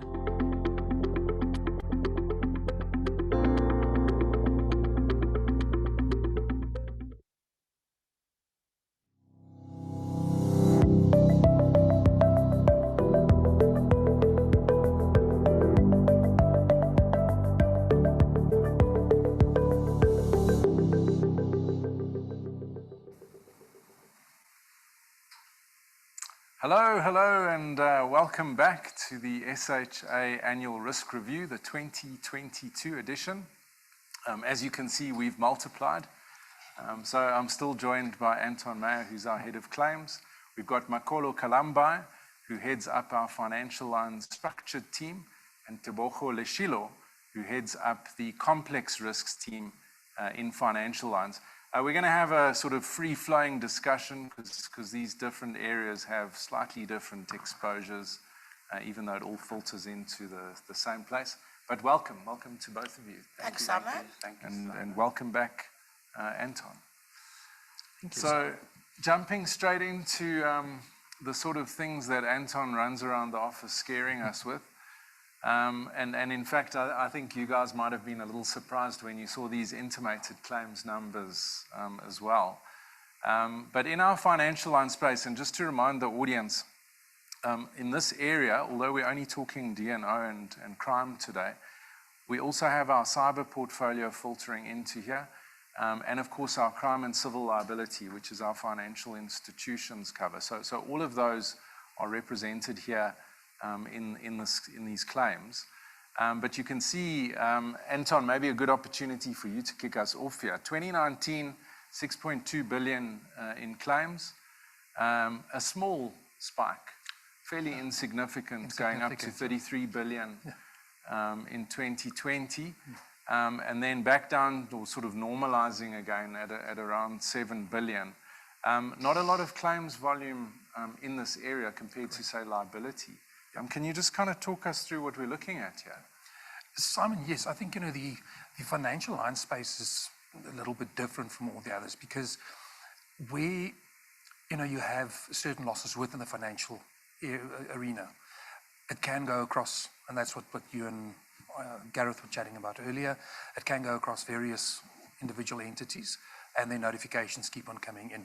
You have, investment structures that could potentially fail, that type of thing. And then, of course, that we've also seen over the past couple of years is specifically exceptionally large D&O claims.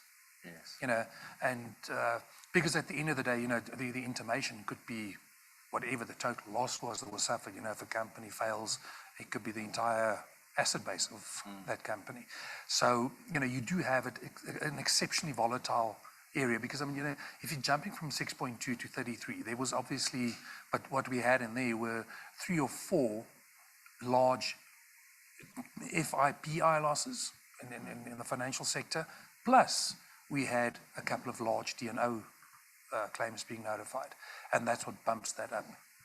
And then it normalized again to the 7 billion. Now, hopefully, we will not need to pay the 7 billion, so I won't be running around in the corridors scaring you with that figure. But, we do record those and we then will from there investigate, check what's going on and whatever, because as I mentioned in the previous session, we are experiencing a material increase in quantums of claims. People absolutely just saying, well, I actually want 2, but just to make sure, I'm going to put in 20. Yes. In the financial line side is, I want 500 more, but I'm going to put in 5 million. Sure. That's the difference if you start looking at it. But yeah, that's the short version. I can probably keep you busy with it. I would imagine, Tebo, you deal with some of the JSE listed businesses. A lot of those are in your portfolio. I would imagine a lot of these claims are coming from the complex risks area. I mean, how are you actually dealing with, how do you look at these risks? How do you manage to wake up and go to sleep in the evening when you've got potentially 33 billion rands worth of claims kind of floating around? I think one of the biggest things is for us to stay abreast of trends that we're seeing both locally as well as wide of South Africa. From an underwriting perspective, I think what's important is also not to panic at the time a claim comes in, but rather look at it being long-tail business. It still takes time to develop. We also need to look into the specifics of what each matter is. You'll often find that we will receive notifications with high intimated amounts, however, they may not actually trigger the policy. So that's not to say that you would necessarily be pricing that in if there was a large intimated loss. No, so that isn't the intention at renewal where we haven't had any development. Okay. We'd look at having the right, I'd say, terms and conditions, such as no account taken clause put into place, acknowledging that there's a claim that's been made against the policy. However, we won't at this stage make any adjustments. It's a long game, really. I think that's the best way to explain it. It's not about us having sharp, knee-jerk reactions. Thanks, Tebogo. Makolo. So for the audience's benefit, Makolo was a broker. He was an underwriter originally and had been broking for a couple of years, now come back into the underwriting stable. When you saw these claims intimated amounts, bearing in mind you were broking for the last 2 years, what was your reaction then? Yeah, I was actually surprised to see these numbers. I thought maybe they were SHA numbers, but it's financial line numbers. So they're really big. They're very, very big. Actually, quite interesting. As of yesterday, I had a discussion with a broker friend of mine, and he was asking me, what is the biggest D&O claim that I know of in South Africa and globally? What are the numbers? And it's actually not too far off what we're seeing there. I mean, if you look at Steinhoff is one example, and if you look at a few other sort of corporate in South Africa, the intimated values, if you just sort of Google them, you'll see $1 billion and upwards. So yeah, because you're talking potentially, certainly in the D&O space, billions of rands, if not trillions, being wiped off the stock market when something really goes wrong. Yes, so, 100%, yeah. Yeah, let's stay on the subject of D&O though. Again, this is something that features in every report. We use this as I guess a barometer of sorts to say to the directors, what's the level of understanding of your board members around their obligations in the Companies Act. And Tebo, I know in prior years you said to me, well, this is skewed because we get a lot of SMEs that are responding to the survey. But this year, in the Business Leaders Survey, the majority of participants were actually in bigger businesses where I think they were employing more than 2,000 people. Did that surprise you? That figure certainly did. I'd say open any newspaper, listen to the news, you pick up that we're surrounded by incidents and articles where direct liability and direct exposure comes into play. Within the SA context, you look at what's happened with state capture, the issues around COVID. Yeah, there's a spotlight. Yeah, we've also seen significant issues looking at fraud regarding financial statements and financial reporting. And for the very first time in my career as an underwriter, you're actually picking up on references to director duties, fiduciary obligations, all of that in newspaper articles. So I'd imagine that there's a lot wider scope and opportunity for there to be greater education just around what fiduciary duties are in. I've got to tell you, since I became involved with this particular team, I've almost given up reading newspapers because I mean, you don't even need to have a cup of coffee. You just kind of open and look at the headlines and you're automatically going, is it a client of ours? So there's definitely an uptick in that. And maybe just moving on to the right-hand side here, Anton, We saw a 14% increase in the number of claims against directors. Those were not all in the corporate space, right? Correct. There's some SME and medium-sized businesses that are involved Yes. in those. Yeah, Simon, yeah, historically, everyone always said, no, but DNO is for the large corporates, Listed companies yeah. and whatever. But I think the frightening bit is over the past 2 years, we've actually paid damages claims. For the first time, and certainly where I was involved or that I'm aware of, we paid damages claims. And most of those were to small companies. And it was still material claims in relation to the company and the turnover. But yeah, no, it's prevalent in the smaller market. Guys are understanding that there are duties. The shareholders, even if you've got a small outside shareholder, understands that he can hold the directors liable via the company, of course. But those things are happening. It's developing at a rapid pace. And I think if you look at the reduction in the number of claims versus the increase in DNO claims, I can show you the shift. And possibly be influenced by that, Makolo? I mean, what do you think? I mean, why would there be an increase in claims? Because this is really for a lot of this is into your area in the structured team. Yeah, I think DNO is a class of insurance where we see a high severity as opposed to very volatile frequency. So if something does go wrong, it's usually something quite big, and then you see the severe claims notified or intimated. I mean, just to give an example, we've got that class action notification that we recently received. I'm just going to give a hypothetical example. A lot of the companies on those summons are actually private companies, right? So if there were some kind of allegation against the individual director's conduct included in that allegations and including them as defendants in those summons, then you could see the intimated values or even the defense costs incurred by the policy to be quite significant. So the risk is there for private companies as well. So there's a misconception that it's only the large listed companies that need DNO. I think because you're thinking it's only shareholders that bring actions, and of course we know that not to be true. Yeah, it's not true. It's not true. Look, I mean, the quantum there, the average claim intimated it's a massive leap. I mean, we went from under 2 million to above 40 million in a single year. That was 2020 to 2021. Anton, I mean, the numbers of claims are still relatively small, so one claim would massively influence the average. Correct.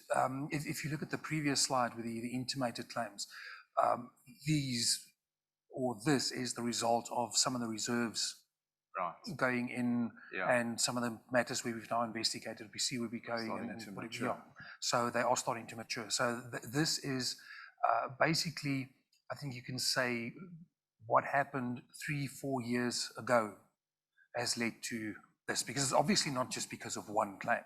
Yes. There's been a number of claims, number of small claims, number of larger claims, but the total then started moving upwards. All right, so I think this is going to come up in a couple of the sessions. Brokers who tune in next week will see this slide again. But these were the top 5 business threats. They listed about 30, but these are the top 5 chosen by most of the business leaders. And you can see there, predictably, I guess, in first place was the unstable power supply, followed by labor disputes, cyber attacks, financial instability, and pandemic. Tebo, I mean, this question to you, a lot of these things look like they're outside of the control of the board. So why is this potentially a DNO issue, these threats? I think what we need to consider is everybody is vulnerable to these threats that are listed here. So any company that's operating within the economy is vulnerable to these changes in the risk landscape. Where this becomes an issue for directors and officers is, even though they can't necessarily have full control over the impact of these factors, they certainly can influence and drive how these issues are managed, as well as how the impact of these issues are mitigated, to avoid as far as possible a negative impact on the company. Yeah, because I mean, if it's a known threat, which these are, because they're telling us these are the things that worry them, then there would be a responsibility to do something about it, something reasonable, of course. Makolo, the financial instability one kind of jumps out for obvious reasons. The whole world is in a bit of turmoil right now, not quite recovering from the pandemic. What do you think the issue is here? Because I know we had some conversations about possible misconceptions about what D&O cover is when it comes to things like financial instability. Do you want to just elaborate on that? Yeah, so there's a huge possibility of companies being liquidated and going insolvent because of the tough economic environment. They've got to make a decision whether to continue as a going concern, if they're going to be able to meet their obligations. So the Companies Act has some requirements in terms of how the board should decide when to go into business rescue and things like that. But there is a misconception in the fact that, you know, if the company fails, then the D&O policy can actually act as a guarantee to restore that financial loss to the company, which is actually not the case. The policy is there to actually defend the directors for any allegation of breach of their fiduciary duties towards the company and other stakeholders. So one of the primary benefits of the policy is actually to defend them. So the funds will go to the defense, and then if damages are awarded, the payment is actually made to the third-party claimant. So that financial loss or instability that existed in the business actually still remains. So there's no guarantee. So that misconception needs to be not like a trade risk corrected. Surety kind of policy that's in place. I think that's important to remember. I would encourage our brokers that are watching to attend our financial ones training sessions, where we can, of course, go into a little bit more detail on these issues. I think, we all know that more tech was deployed, and the slide tells us this 25% of the businesses we spoke to deployed more technology. But 22% of the respondents who were business leaders said that they did not discuss cyber risk management at board meetings. Tebo. I think what we need to look at, if we go back to our first slide, was the understanding of what their fiduciary duties are. So your directors and officers in this current climate where cyber is one of the top risks that we look at, they need to be aware that data protection as well as privacy regulation falls within the fiduciary duties that directors and officers have. So they can't ignore cyber exposure. Like any other risk. Yeah, they can't ignore it. They need to make adequate measures to be investing in their cyber risk management processes. Fair enough. Makolo, maybe this one for you. Cyber is a form of insurance. D&O is a form of insurance, and never the twain shall meet, or is there some kind of overlap here that we should be talking about? Yeah, so there's no overlap in cover, but there is certainly an overlap in exposure, because as Tebogo just explained, the fiduciary duties of the directors and management does extend to managing the cyber risk. Right. So by saying that there's an overlap in exposure, just to clarify, it means that there could be a cyber event or breach or a loss that causes financial loss to the company or damages their reputation. That does then go back to the director's responsibilities. What did you do about it? They'll have to demonstrate that they, I think negligence is the reasonable person what would they have done in the situation? What have you done? Is there training awareness? Have you appointed the CIO in terms of POPI and all the regulatory issues around cyber and privacy? So definitely there is that fiduciary duty and obligation for the directors. They do need to manage that. Yeah, good point. Buy both. That's really the solution. 100%. Yeah. Buy so now. Don't expect There's a number coming up on the cover. screen right now. But there's no one to answer because we're all here. So just very quickly, I think we also asked business owners what are they doing in terms of training of staff? And I thought the numbers were quite interesting. I know certainly in a corporate like where we work at Santam, within the SHA business unit, we do spend a lot of time on all of these issues, training, workshops, etc. But it's not like that in every business. And I think we could see here only 57% of businesses have a focus on business ethics. Of course, they may feel that formal training for that isn't necessary, but if we just look at what's been happening in South Africa as a country, not just in the public sector, but in the private sector, I think that it's important that we step up that. Corporate governance, shockingly low. Very few directors had actually been on IOD training or any of the other great programs that are out there for directors, and I think that's quite worrying. And then, of course, we live in South Africa, racially diverse country. A lot of the socio-economic issues that we have stem from this, and companies are just not having those often uncomfortable conversations.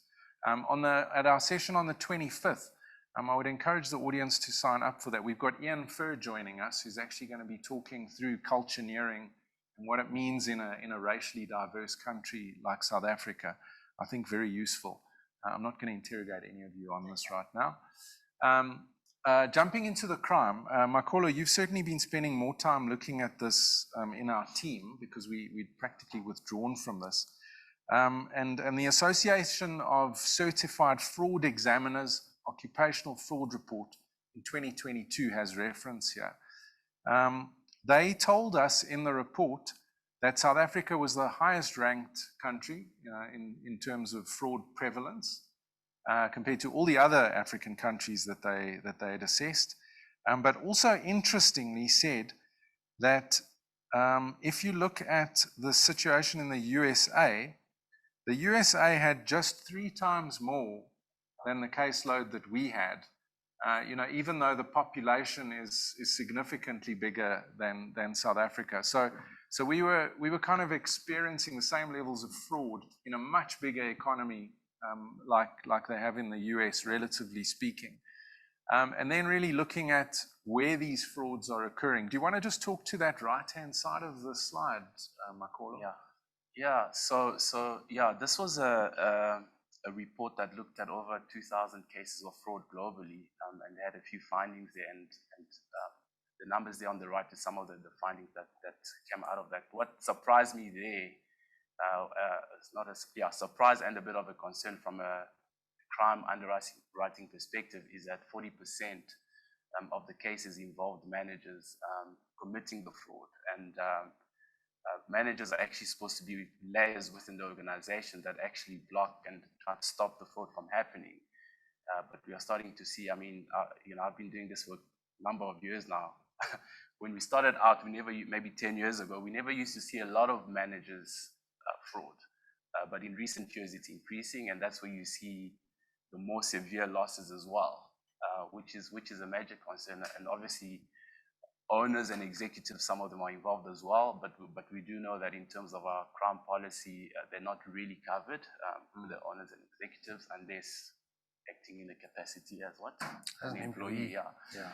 So this was quite concerning. The same level, 40% normal employees committing the fraud, 40% managers, which is, I guess the 40% employees obviously make a smaller dent because of the kind of access that they have. Yeah. Anton, when you heard we were doing a crime section in the report again, I think you lost some more hair. Yes, I went and I cried in my car for a little bit. Yeah. So, what is from a claims perspective, did this kind of tie in with our experience? We didn't have a lot of crime business on our portfolio. We're entering that market again. But from before? Simon, I analyzed all the data on commercial crime claims from 2008 all the way through to about 2018, plus maybe a little bit into 2019. That's also, I think, why we saw that material drop from 19 to 20s, as the crime policies ran off, especially the larger ones. And certainly from our experience, the first 5 years, we had an average of about I think about 2 to 3 million, which were between employees and managers. We didn't split between management and employees. Most of the employees had sort of management responsibility, but most of the claims we got there, they never used the management responsibility to actually gain access to money. They just fiddled with the numbers. So we worked more around how it was done, not by whom it was done. And then in the latter part, the average claim jumped from about, like I said, about 2, it jumped up to 5, 5.5. And in the latter part, the last 5 years, I think if there was one claim from a manager or an employee, I certainly, as I'm sitting here, I can't remember it. All those claims, and we didn't have very many, but they were all exceptionally severe. You know, you're talking losses of about 140 million, 87 million. Why is that? Because the executives can camouflage what they do. So in every They know single how to instance, circumvent the controls. correct. And what they've done is, you know, they also stole during the 2007, 2008, you know, that period people were measuring the employee fraud. They just get caught out a lot quicker because they can't hide it. They don't have the means, they don't know how to hide it, they don't know the systems, as well as what the senior execs do. So we had the senior execs then start creating fictitious service providers and doing it in a very, very intelligent way. You know, if they just applied that intelligence to their business, they probably would have done a lot better. But they would mirror The company would have done a lot the better. company. Yeah. So they would, you know, even the invoices and stuff like that, they would mirror the performance of the company. So it wasn't just a 10 million every month. You know, the 1 month so you would couldn't be spot variances or anything. correct, like and that. and they of course sign it off. Yeah. I mean, in every single instance, the discovery of the loss came by pure accident.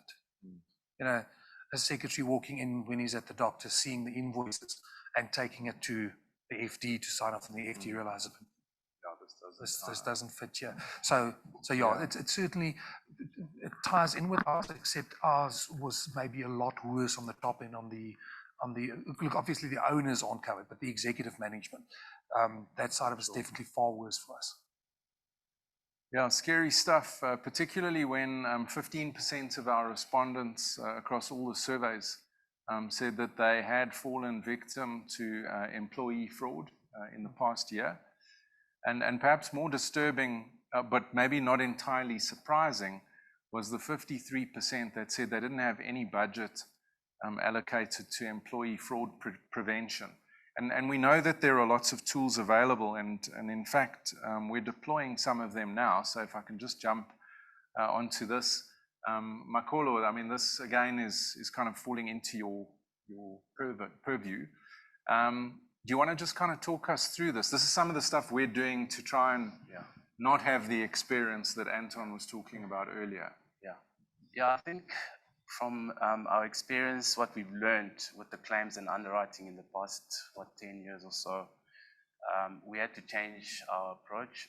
And what we're trying to do here is create a sort of a partnership between the insurer and the client.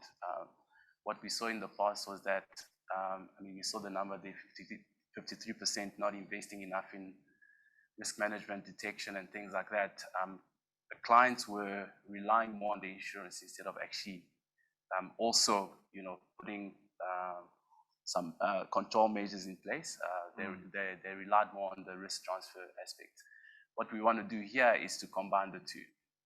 They do a little bit, they take a little bit of a retention. We're applying rolling retros, retentions per year, because what we saw was that because of poor risk management, fraud would go undetected for many years. We apply a very small deductible, maybe 250,000 Rand, but then when the claim comes in, it's 50 million or 100 million. So by applying these changes here, we think that it's going to shift the risk management, or it's going to share between the client and ourselves as well.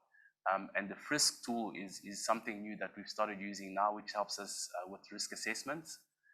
What is quite useful about this tool is that it highlights, provides recommendations where clients need to focus on. It gives us a green, red, and amber, just in terms of which areas of the operations are and we can share that vulnerable. with the broker. We can share with them, and we can make a decision just on how we treat that particular client, whether we want to proceed with a quote, whether we want to reduce our capacity deductibles and terms and conditions. So I think it's going to be a very useful tool.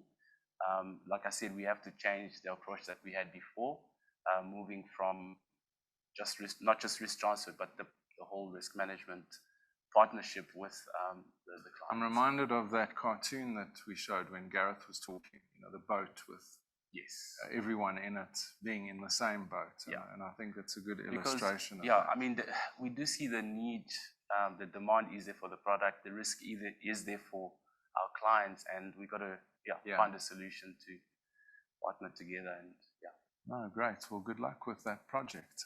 Closing remarks. Tebo. I was first in line. They got me off a bit.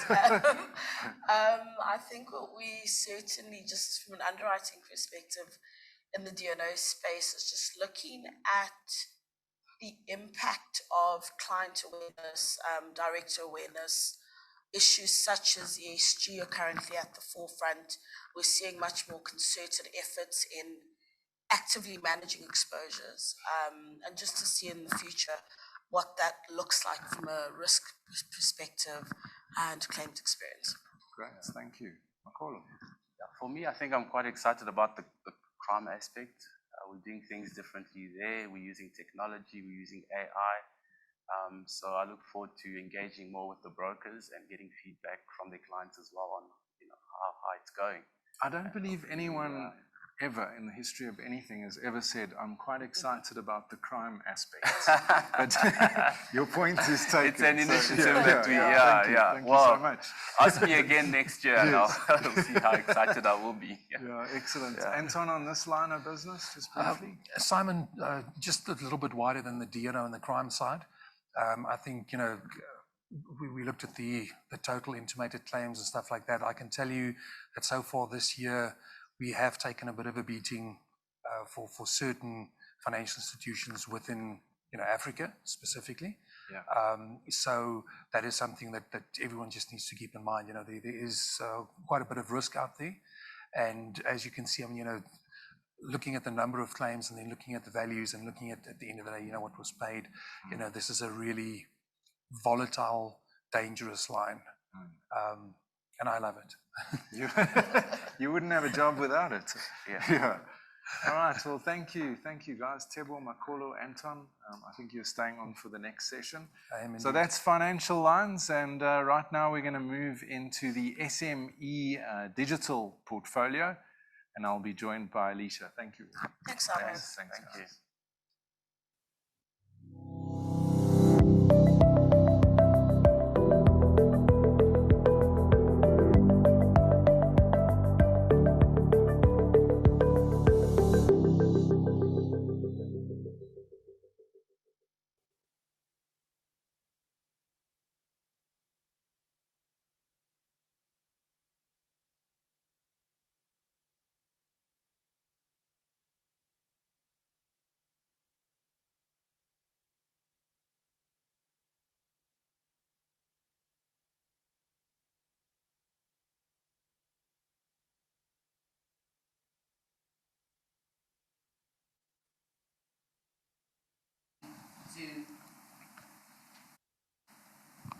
And we're back, and this is our final segment before we move on to our entertainment with the incredible mentalist, Larry Soffer.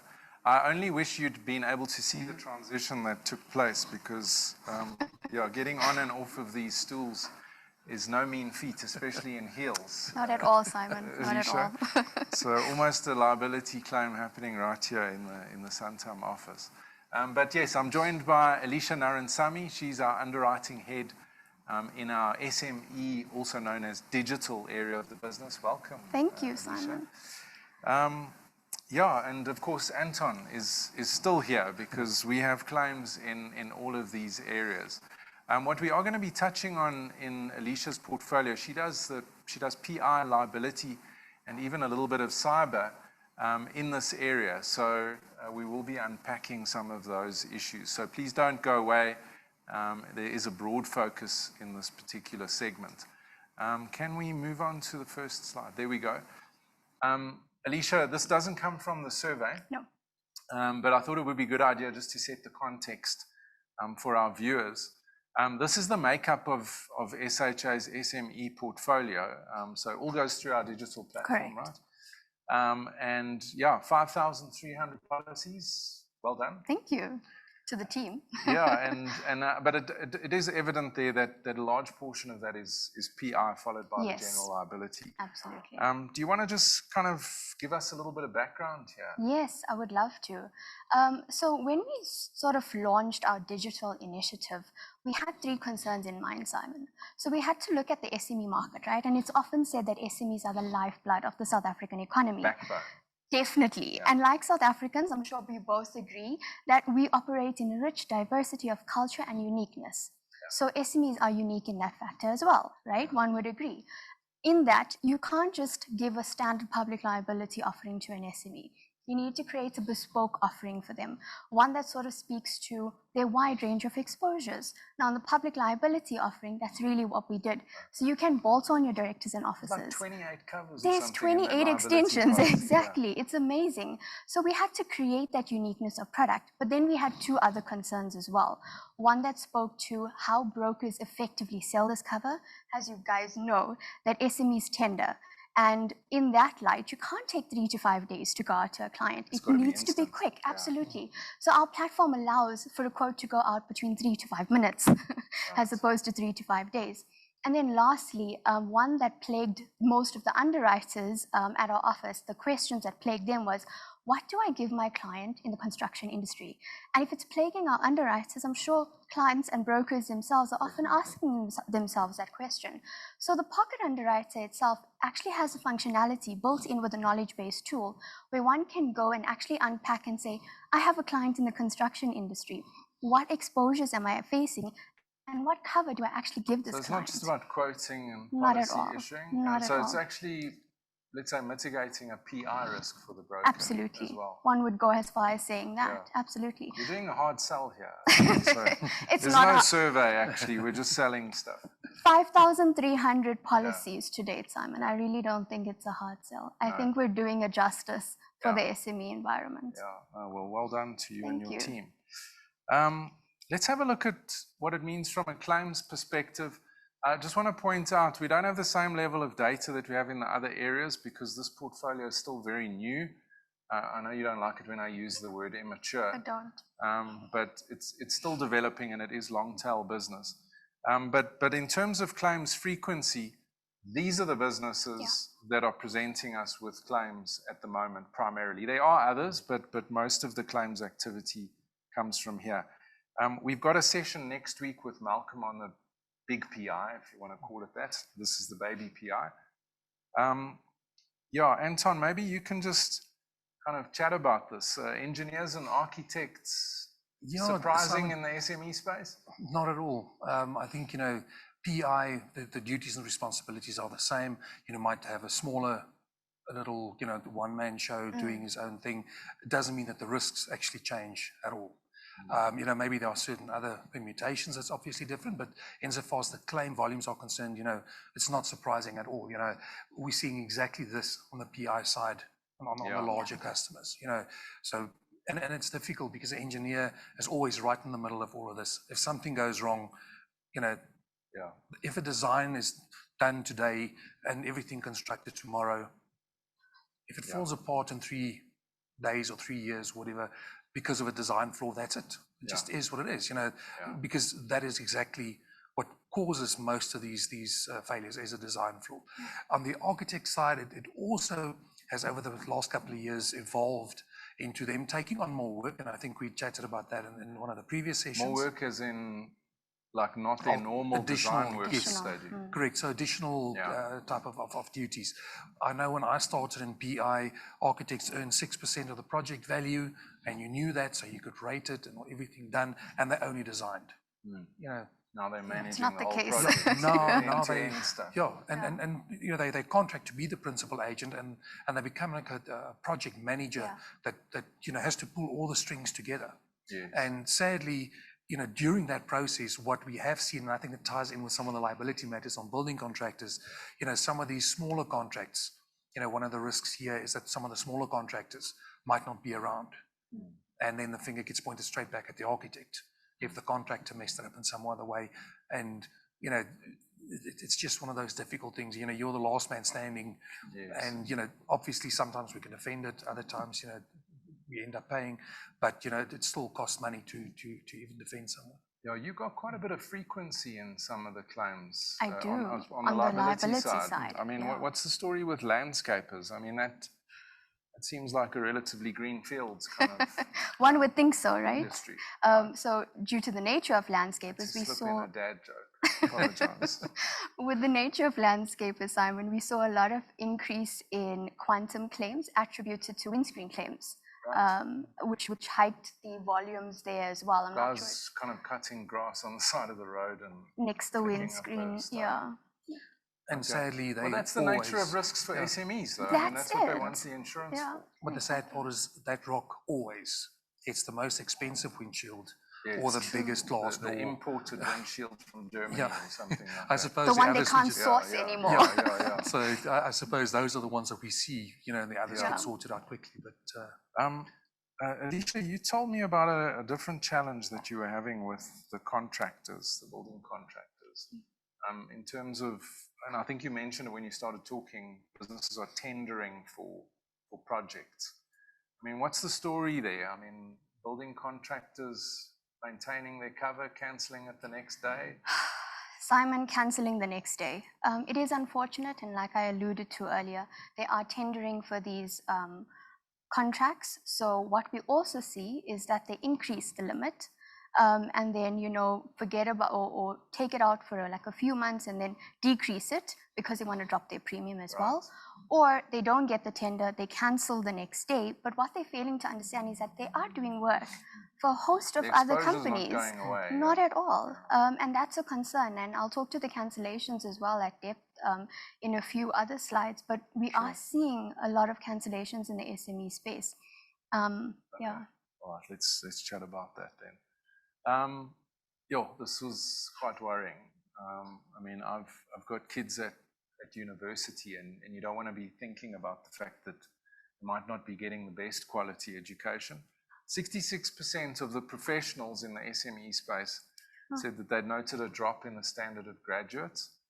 And then 53% said that they don't have any kind of mentorship program in place, which I guess might be expected if it's a small business. It's an SME, What's the impact of this on PI? A huge impact, a huge exposure. You have a graduate that's coming in, as you can see on the right, 53% of them are not going into a hub. They're not getting the mentoring that they need. So they're going out, they're making decisions, they're making calls that exposes their PI without some type of or any form of proper oversight.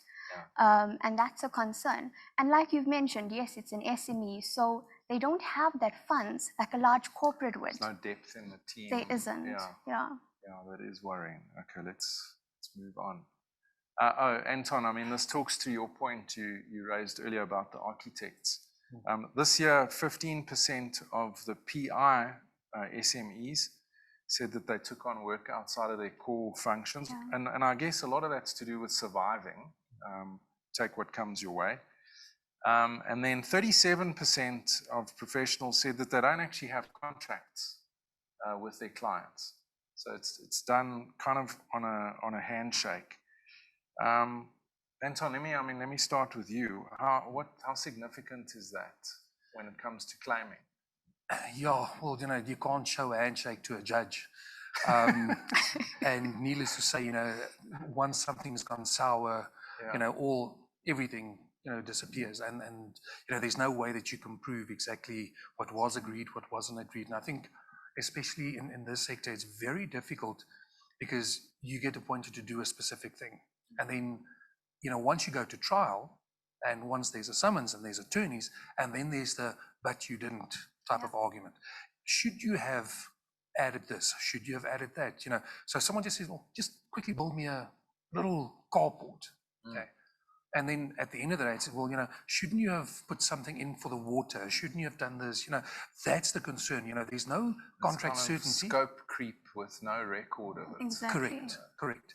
And, normally, someone wanting something has this great expectation. broker or the builder just wants to do his job, or the contractor just wants to do his job, get it and move to the next contract site.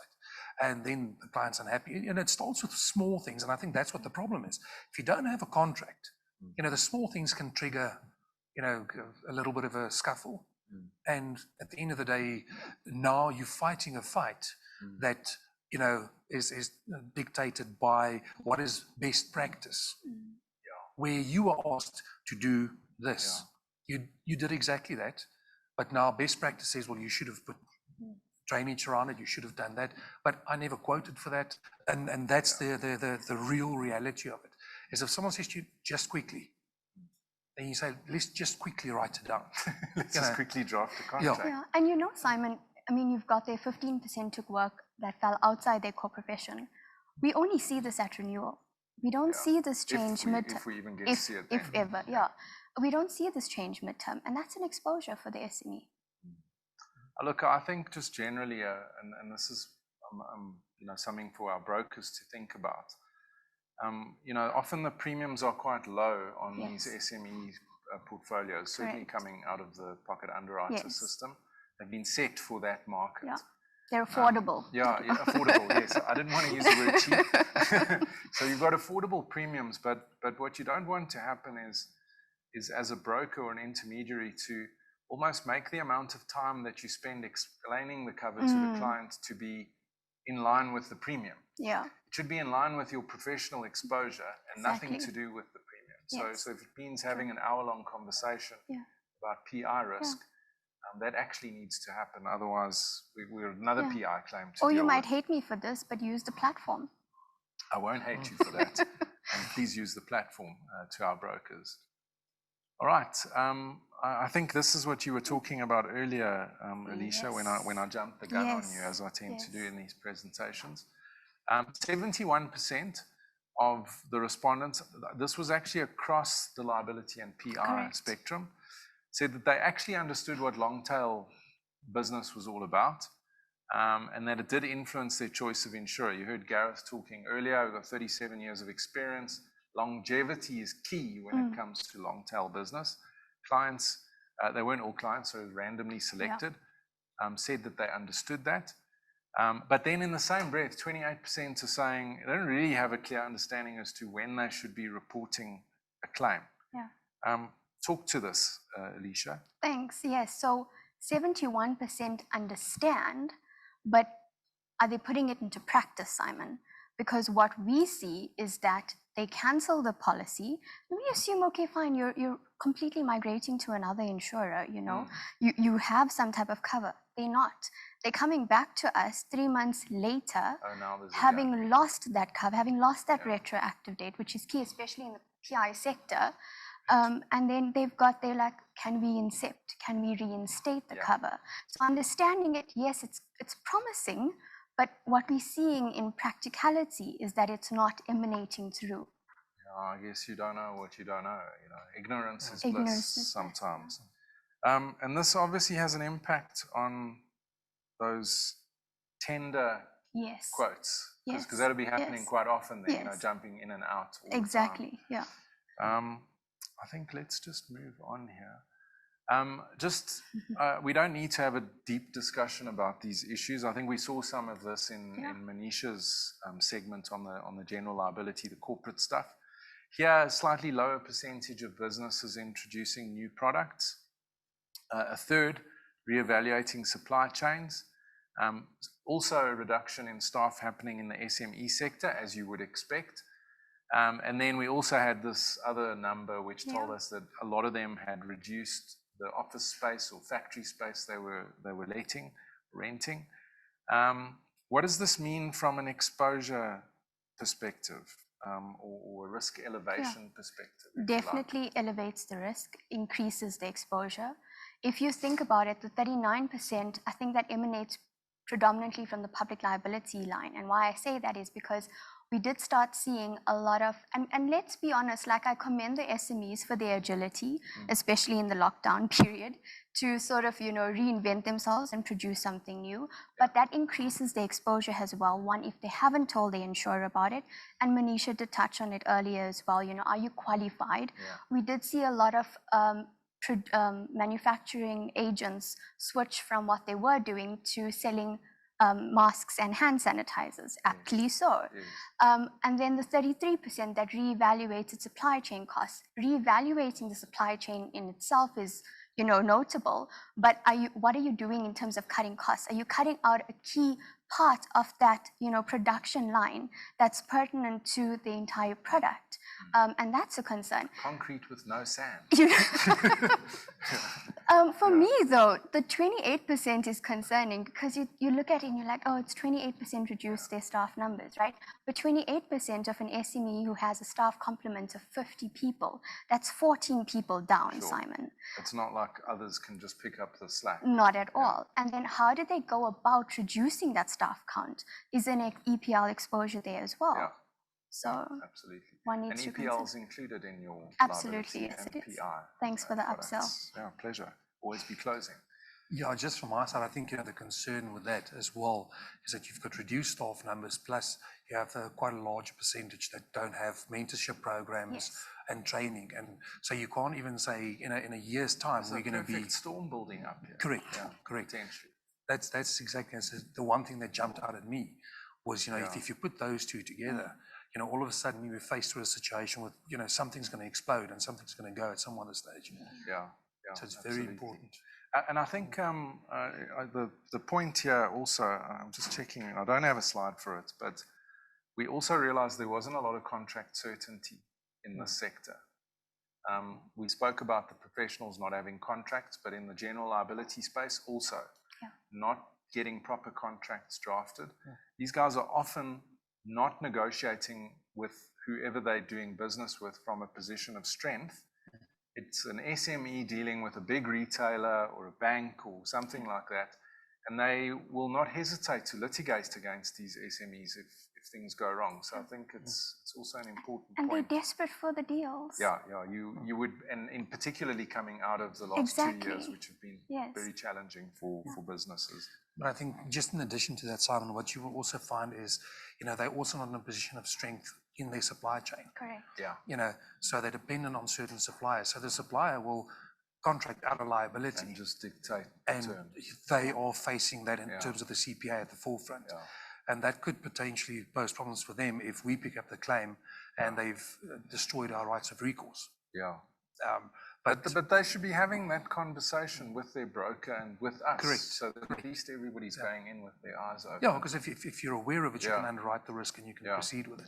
But I think in lots of these cases, those contracts come from the larger corporates or larger suppliers, whether it's international or local, and the small SME that we're dealing with, he just wants to do the deal. That's and we understand that, But I think it's just a communication issue.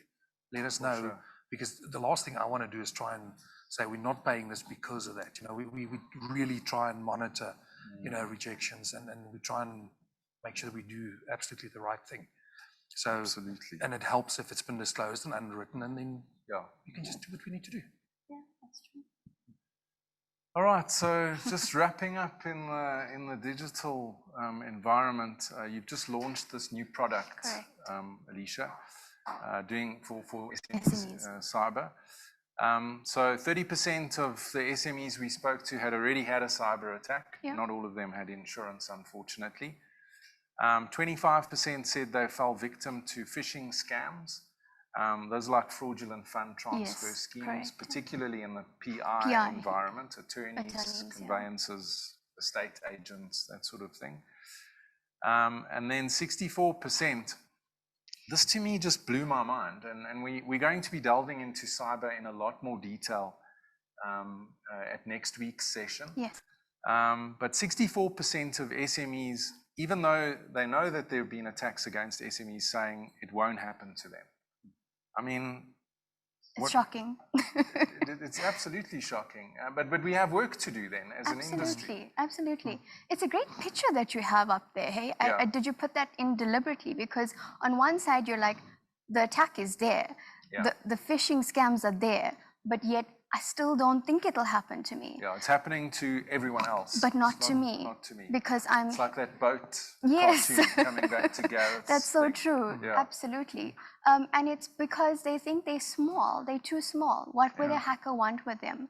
A hacker would want more focus on a corporate larger client or, you know, an entity than focusing on my small little accounting firm on the side. But what they fail to realize is that if they can attack a few small entities or small to medium enterprises and be successful, then they've won, as opposed to attempting with the larger corporate and probably being unsuccessful. Another thing that I noticed within the SME sector is that they either opt for one or the other. Either I have a good IT security infrastructure and my IT team tell me that I'm comforted in that, or I take out the insurance policy. And it's not one or the other, Simon. Yeah, it can't actually work like that. No. They've got to have a combo. Exactly, yeah. Yeah. And especially with the phishing scams that we're seeing as well, and social engineering that's coming into play as well. Let's talk about that. Yeah. I mean, so the phishing is one issue, social engineering in the SME sector? In the SME sector, It's believe it or prevalent. not, it's like psychological manipulation, not what your wives do to you. I'm kidding. Mine would never. Not yours. My wife would never do that. But it's psychological manipulation. And basically, one could actually acquire this information all online, right? So you, Simon, I know where you work. If I go to your LinkedIn. Wait, this happened to me. Really? Yeah, no. I have to tell you this. Oh my story. word, okay. So when I moved from one role into another at SHA, so the company sent out an announcement on social media, and even in the newsletter. And I was getting, you get all those compliments and congratulations on LinkedIn, and I'm very active on social media, as you know. And I also received an email from someone that I didn't know, but it didn't strike me as strange because a lot of the congratulatory messages, I didn't really know these people, even though I was connected to them. And it was kind of like, congratulations on your new role. I'm attaching a gift voucher for you to attend something or buy something. I can't remember. And this was a Word document that was attached to the email. I was very suspicious of it, so I didn't actually open it, and I sent it to our phishing team. And it was actually a phishing attack. So there was malicious code in the Word document. And for me, that was just a great example of social engineering, because I would never open an email from someone that I don't know if it didn't have any context to my life, and it did. Yeah. So I was manipulated. Sure. Actually. So and just a plain simple man like yourself. A simple man, yes, like me. So yeah, I think it is good for them to have an awareness of it. Anton, I know you're not big on social media, and I am really exceptionally small on social media. yes. But from a claims perspective, do you think that Twitter and other social media platforms have influenced things like class actions? Just to kind of wrap up. Oh, Simon, definitely, without a doubt. I mean, we're dealing with a current matter where there were about 70 people that had certain things stolen from them in a certain way. Sorry, I can't get into the specifics. And the one lady started a WhatsApp group. That WhatsApp group is now where everything's happening. And so all the information is shared. This one says this happened. That one, I spoke to this adjuster and he said this. I spoke to the other insurer. So everything's right there. Sure. But insofar as larger platforms like Twitter, Facebook, all of those are concerned, that's where people search. You've got, especially in the US and to a certain degree in South Africa as well, the reference to ambulance chases. I think we all know what we're talking about. I think it's a bit of a nasty term, but still, it's the term that's out there. Are no longer actually walking around handing out cards. They are monitoring social media. Yeah, sorry you fell down the stairs. Correct. Give me a call. Yeah. They check out the complaints, and one complaint, if someone sent out that complaint, there's always some, human nature is to prefer to stick to the negative side, you know, and I'd say, oh no, you know, I went to this shop and it was a wonderful experience, you know, after someone else said, you know, I walked around the corner and I fell, you know, and I bumped my pinky toe and, you know, my kid laughed at me, so now I want 2 million rand. But then it starts snowballing. So, and this is worldwide. I think, you know, it's definitely, I can't see it ever not being a problem, but it's becoming a bigger and bigger issue.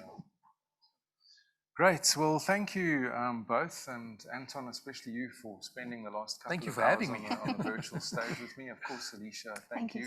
Any closing remarks for you before we hand over to Larry to blow our minds? Absolutely. I can't wait for that. But just some closing remarks from my end, especially coming off the cyber chat, is I often find a lot of brokers want to render advice on what type of firewall their clients need to have, what type of antivirus their clients need to have. And then on the other spectrum, I see brokers wanting not to render any advice and sort of lean back and say, I'm not ready to sort of sell cyber just yet. To the first broker, I say to you, just watch, because that may fall outside the ambit of the advice portion that you give, but rely on us, leverage off us. And also the brokers that are not comfortable yet with cyber, we are doing a session next week, but speak to us because we have a great SME product that's packaged for your clients. So get in contact with us. Thanks, Alicia. Anton, last words. I think, Simon, especially in this sector, anyone out there, you know, make sure firstly you have contracts in place, if at all possible, but yes, do that.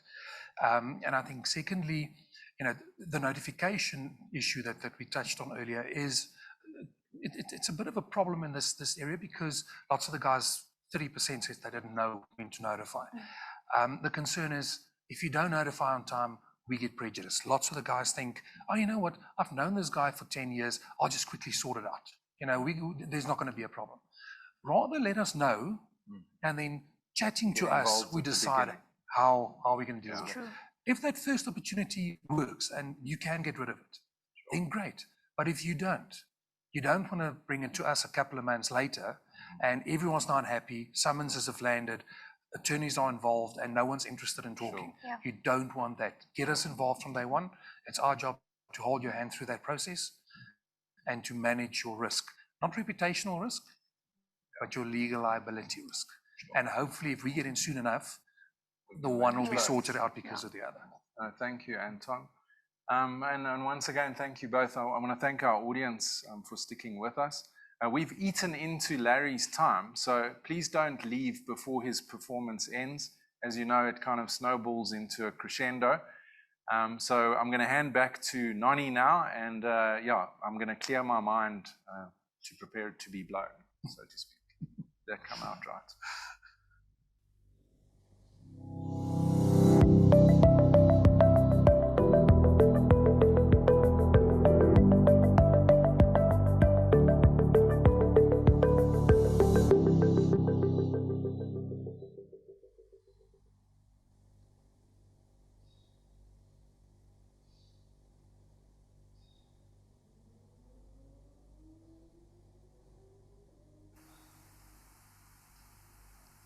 What an informative session it has been. Thank you to all of our speakers today for carefully unpacking the findings from our annual Specialist Risk Review report.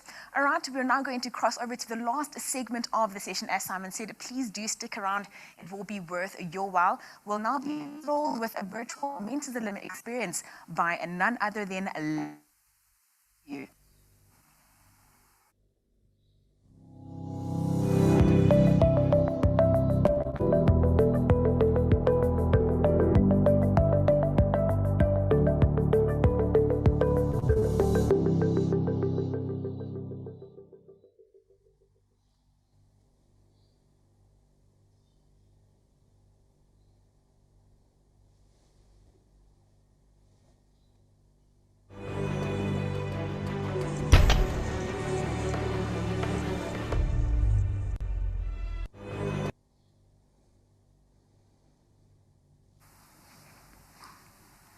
All right. Right, Larry, are you with us? I feel like I'm conducting a seance. I am. Can you hear me? Yes, I can. I can't quite Great. see So you yet, I'm going to but, play the I intro can video and hear then we you. can get started. Okay, brilliant. We're right here waiting. Great. Great.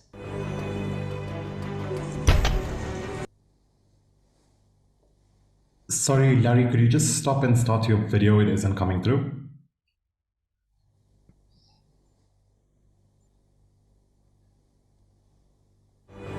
Larry's keeping us in the dark as always.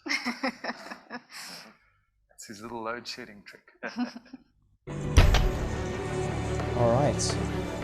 So, unfortunately, my camera and my video is not coming through, but I'm going to see what's going on, and I'll get back to you in just 1 minute.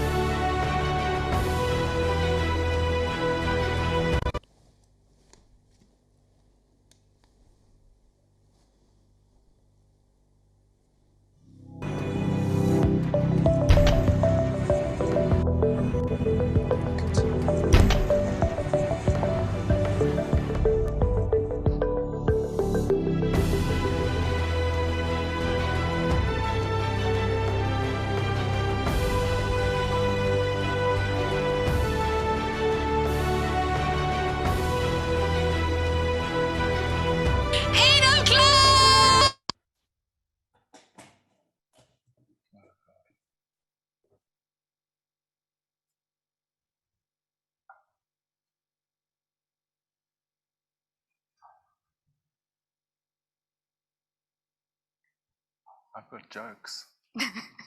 Have you? Not really.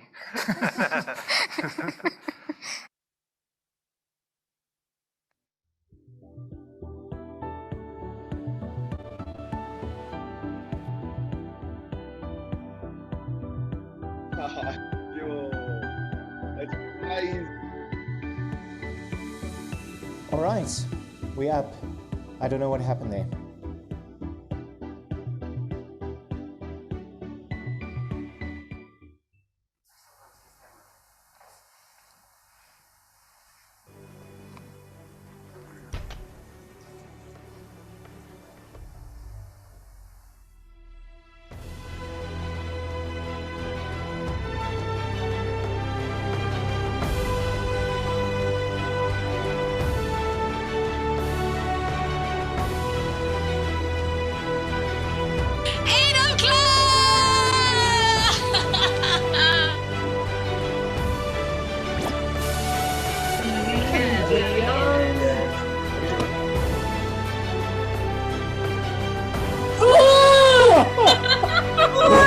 Is that Prince Harry?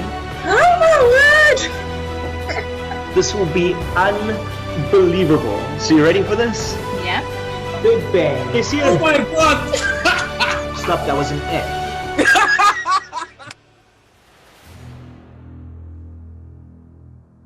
Nice, yo, that's crazy, dude. Whoa. Thank you very much for that wonderful introduction. Sorry about that technical glitch. It must be some social engineering that happened there. But good to see you guys, Simon. Yeah, good to see you too, Larry. I'm sorry we ate into your time. We didn't mean to keep you waiting, but good to see you. Thank you. No worries at all. We're going to have a lot of fun right now. Like you guys have just seen on the intro, I'm a mentalist. So I read minds, I predict the future, I bend metal, I do weird and wonderful things that you guys are going to get to experience some of right here, right now. So don't go just yet. In fact, if you are interested in helping me out, please press the raise hand button on your screen. So you're all not a panelist at the moment, you're all attendees. So just press the raise hand button on your screen and we'll promote you to being a panelist. So all you need is a working camera, working mic, fairly good internet, and we'll bring you up to being a panelist. So please press the raise hand button. And while we're doing that, we just need maybe 4 or 5 people to come up and help us, and we'll use you guys in studio as well, Simon. So we're going to do a little bit of a warm up with everybody. So whether you're at home now or you in studio with Simon, I want you to partake with this right now. So everybody raise your hand like this.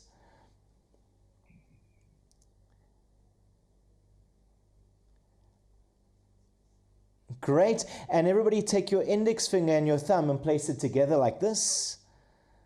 That's very good. So everybody do this. We need you all to do this right now. And take that circle and place it on your chin. This is your chin, guys. All right. So we're going to have a lot of fun right now. I see that we've got some people up here. We're going to spotlight them as well. We have Melanie. If we could have a few more people, just raise your hand, press the raise hand button, and we'll bring you up onto screen. But you know, Melanie, I'm going to try something with you first, seeing that you were one of the first to raise your hand. Where are you from, Melanie? Stellenbosch, Marsh in Stellenbosch. Okay, great. So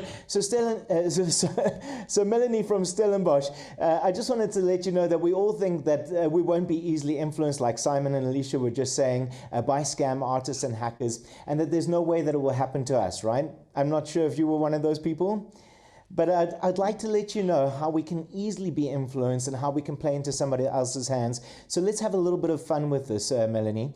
I'm going to play a little game of influence with you right now. In fact, I've placed one card upside down in this box over here. One card is upside down in this box. And I'm going to influence you to think of that card right now. So we're going to play a little game on this. So your first choice is going to be the color. Is it going to be a red card or a black card? So don't say anything out loud just yet. Just make up your mind. Okay. Good. Melanie, immediately when I look at you, I'm getting that you've gone for the wrong color. Can you just change to the opposite color and tell everybody what that is? Okay, must I say the color that I've chosen? You can say, okay, now that you've changed your mind to the opposite color, you can tell them what that opposite color is. Okay, the color is now red. Red, but it was initially black, right? Yes. So I was able to read your mind and influence you to change to red. Other than that, this seems pretty fair, would you say? Yeah, sure. Okay, great. Now that you've got the red cards. Okay, good. So now that you've got the red cards, most people in your position would go for a heart. Just so you know, there's hearts and diamonds and the reds and clubs and spades and the black. Those are the suits. But most people in your position would go for the heart. But maybe I'm only telling you that so I could influence you to change to the diamond. Or maybe I'm giving you this whole scenario to try and trick you, or get you to trick me at least, and stay with the heart instead. So you tell me, Melanie, what are you going to go for, hearts or diamonds? Hearts. Heart. So you say a heart. Okay, that's good. And you're happy with that, right? Yeah, red heart. Good. So Melanie, I want you to imagine that all the cards are spread out across the table over here. You see number cards and you see picture cards. And you tell me, which ones are you going to use? Numbers or pictures? Pictures. Pictures. So imagine I pick up the 3 picture cards over here. You see the Jack, the Queen, and the King. Those are the only picture cards in the whole pack, and they're obviously ranged through the different suits. So you see a Jack, a Queen, and a King. One of them stands out in your mind right now, Melanie. Which one do you say? Jack. The Jack. So out of all the cards, you chose the Jack of Hearts, right? Yes. This pack has been sitting here in full view the entire time with a sticky dot on it. It says number 20. Been sitting here in full view. And the reason why it says number 20 is because, Melanie, I placed one card upside down at position number 20. Okay. This is so crazy. Check this out. Look, 1, 2, 3, 4, 5, 6, 7, 8, 9, 10. 11, 12, 13, 14, 15, 16, 17, 18. This is number 19, Melanie. The next one down is number 20. You could have chosen any number, any color, any suit, but you chose the? Jack of Hearts. Red. Jack of Hearts. 19, 20. Now, Melanie, I know what some people are thinking on the call here today. They're thinking, this is crazy, but somehow Larry, with sleight of hand, must have turned that card upside down and placed it in position number 20 without us even seeing. But I don't want you guys to give me credit for the wrong thing here today, because I really did influence you to think of the Jack of Hearts, and to prove it, I made the Jack of Hearts the only blue back card. And not only that, Melanie, not only that, but I didn't even bother to bring the other cards. Thank you very much. Wow. Sure. Thank you. Now I know it's extremely difficult to applaud during this time, so I'm going to show you guys the virtual round of applause. So everybody raise your... I know it feels kind of awkward, right? Because we feel like we're clapping alone. So everybody raise your hands like this. Excellent. And shimmer your hands back and forth like this. And that's what I call the virtual round of applause. And that's how we're going to show some love during this time. So everybody show some love for Melanie. You're amazing. Thank you so much. And Melanie, we're going to keep you here, but it would be great to have some other people to come up and help us as well. But we'll keep you on the screen. And Melanie, you can keep yourself unmuted for me, all right? You can unmute yourself. You can keep yourself unmuted, just so we can keep interacting with each other. So you can unmute yourself there, Melanie. That's cool. Done. Thank you. Oh, there we go. Great.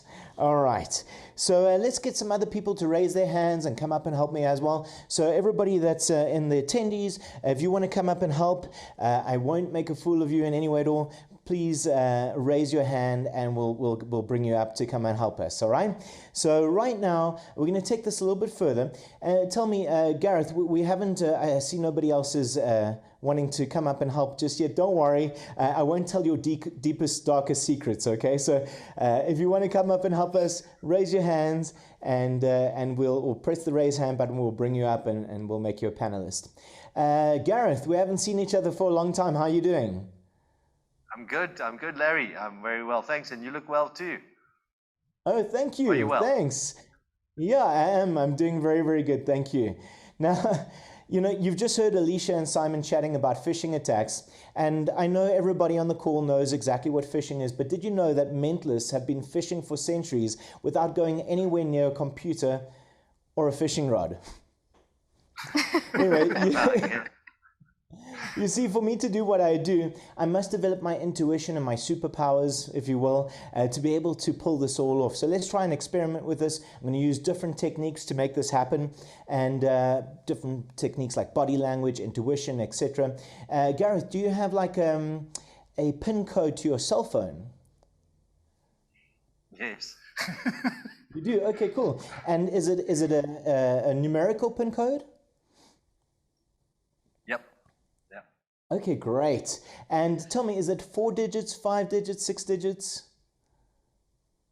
I've got a 4-digit one and a 6-digit one. Okay, One you tell me which one unlocks you the screen, use. the other one unlocks the SIM card. Oh, I see, I see. So maybe we should do the one to unlock the screen, because then you can change that nice and easily if you need to.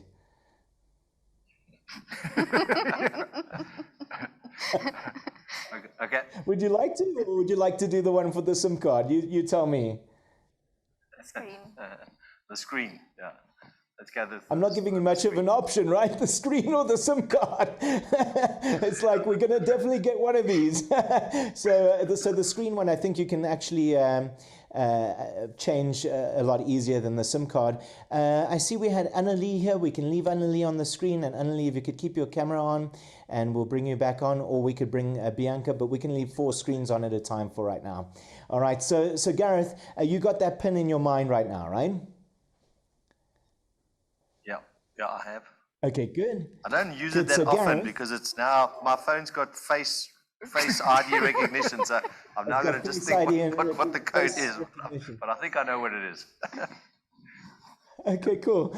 So Gareth, I'm going to try and get this pin from your mind right now. Imagine it's 4 digits, yes? I think it was 6 digits, yeah? 6 digits. Six digits. Okay, cool. Wow, that's going to be even more difficult. So I want you to imagine the 6 digits out across the screen right now.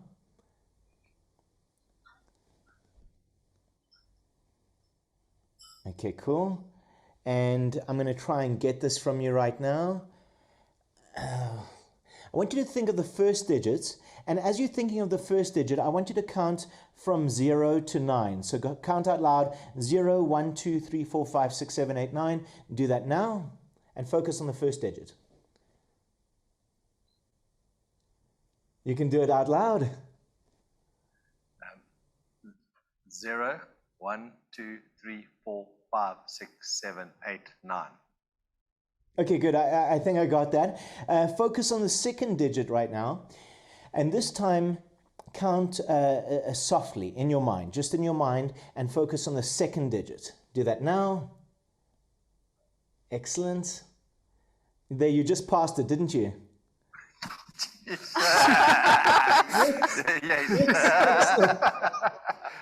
Excellent. You're doing very, very good here, Gareth. I'm definitely getting this from you. And just so everybody knows, we haven't seen each other in months or probably a year or two now, or something like that. Is it maybe a year and a half? That's right, and we haven't ever pre-arranged anything, so there's no way I could know this 6-digit PIN from you. In fact, I would have done it with somebody else if we got somebody else sooner, but we're definitely going to do something with Bianca in just a moment. So now I want you to go to the third digit, Gareth, and just think in your mind, if it's a higher number, I want you to think of a positive memory. And if it's a lower number than the one before from the second digit, so if it's a higher number than the second digit, your third digit, think of a positive memory. If your third digit is a lower number than the second digit, I want you to think of a negative memory. Okay, good. I got something there. Good. And then I want you to go to the fourth digit now. So I'm just going to write these 3 digits here that I got. Okay, good. Go to the fourth digit. And Gareth, can you open up your mouth just a little bit like this? And I want you to imagine screaming that fourth digit at me right now. Excellent, excellent. I got something. Send the fifth digit right here to my forehead. Just send it right here. Good. Let me just write those 2. And the last one, send it right here, as if you're hitting me hard in the chest. Excellent. Good. I've committed to my thought. Gareth, nice and slowly. I'm going to leave my board over here just so you know there's no green screen. This is just a table with a board, and I'm leaving this here in full view for you guys to see. So Gareth, for the first time, nice and loud and slowly, name your 6-digit PIN. 270119. 270119. Yep. 270119. There's no way that I could have ever known that, right? No ways. But what's so crazy is that I wrote down exactly 270119. No, that's insane. That is crazy. Now you can send me a birthday card on that.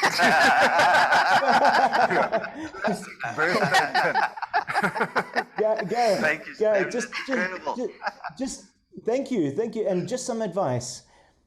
Change it.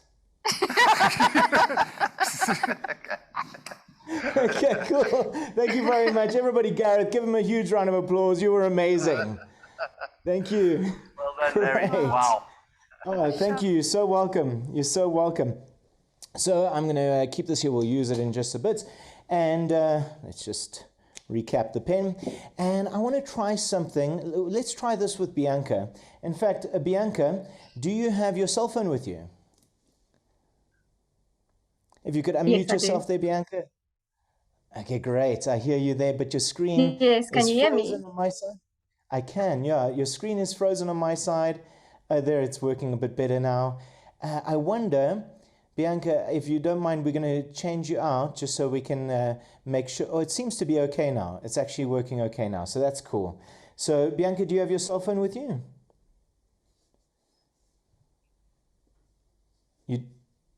Oh, okay. There's definitely an issue from Bianca's side. I don't hear her voice right now. Can we swap her out for another person? Bianca, you must unmute. I did. Okay, we can hear you now. But let's see. There seems to be maybe an internet issue or something like that. I'm not sure if it's on my side. I don't think it is. But let's try and use somebody who has a. Is there somebody else on the call? Nobody else on the call. Okay, Bianca, we're gonna use you and hope and pray that the internet goes perfectly. All right. So Bianca, let me just get this over here. All right. Bianca, do you have your cell phone on you? Can you show us your cell phone? Excellent. And if you could go onto your internet browser for me, so your Safari or your Google Chrome, and I want you to type in this full question. You're going to type in how many words are there on Wikipedia? How many words must I? Yes. So as you're typing that in, I just want to let you know that we can all rest assured that SHA Insurance has our back, because liability insurance is all about predicting all the variables and different outcomes that could put us at risk and in danger. And so you can rest assured that you are protected when you insure with SHA Insurance on these matters. So talking about predictions, I'd like to get into a little bit of a prediction now with Bianca, and I'm going to show you how insanely impossible this next effect is that I'm about to do with you, Bianca.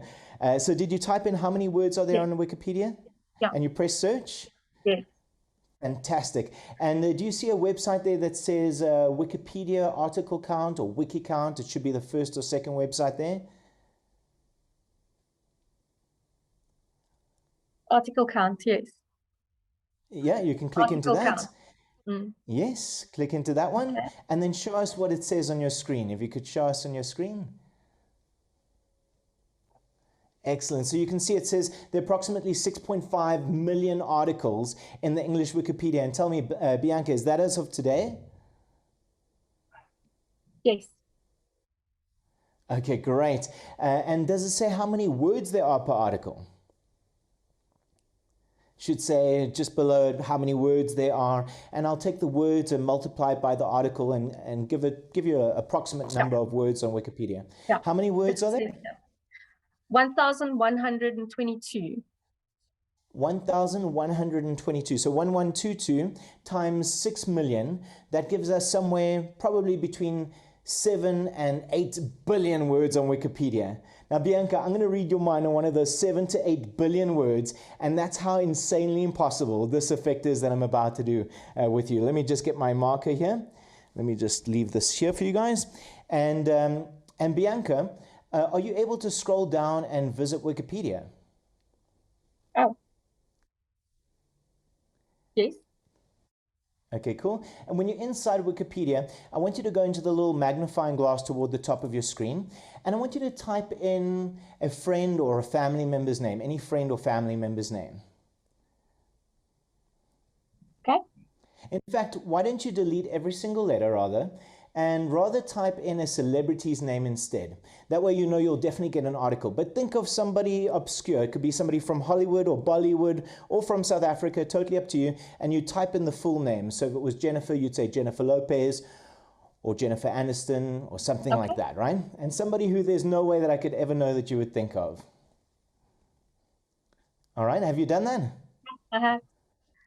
Okay, cool. And once you've pressed search, you should get an article, you should get like a picture of the person, and you should get like a little description below that picture, yes? Yes. Okay, great. I want you to scroll past the description, scroll into the article. I want you to ignore the description, because if you think of something out of the description, that may give away who your celebrity is. So I don't want anybody to think that that's how I know who your celebrity is in just a moment. Make sense? Yeah. Okay, cool. So I want you to scroll past the description, scroll into the article, and choose a nice long word from within that article. A word with 8 letters or more, so you know that if I get this right, Bianca, this will be insane, right? Because it's a nice long word. So think of a word with 8 letters or more, and don't touch it or show anybody, just think it in your mind. Okay. Okay, cool. You can put your phone face down. Gareth, Simon, Alicia, would you agree that it's impossible for me to know what Bianca's word is? Absolutely. If you get this Yes. right, we need you as an underwriter. For sure. For sure.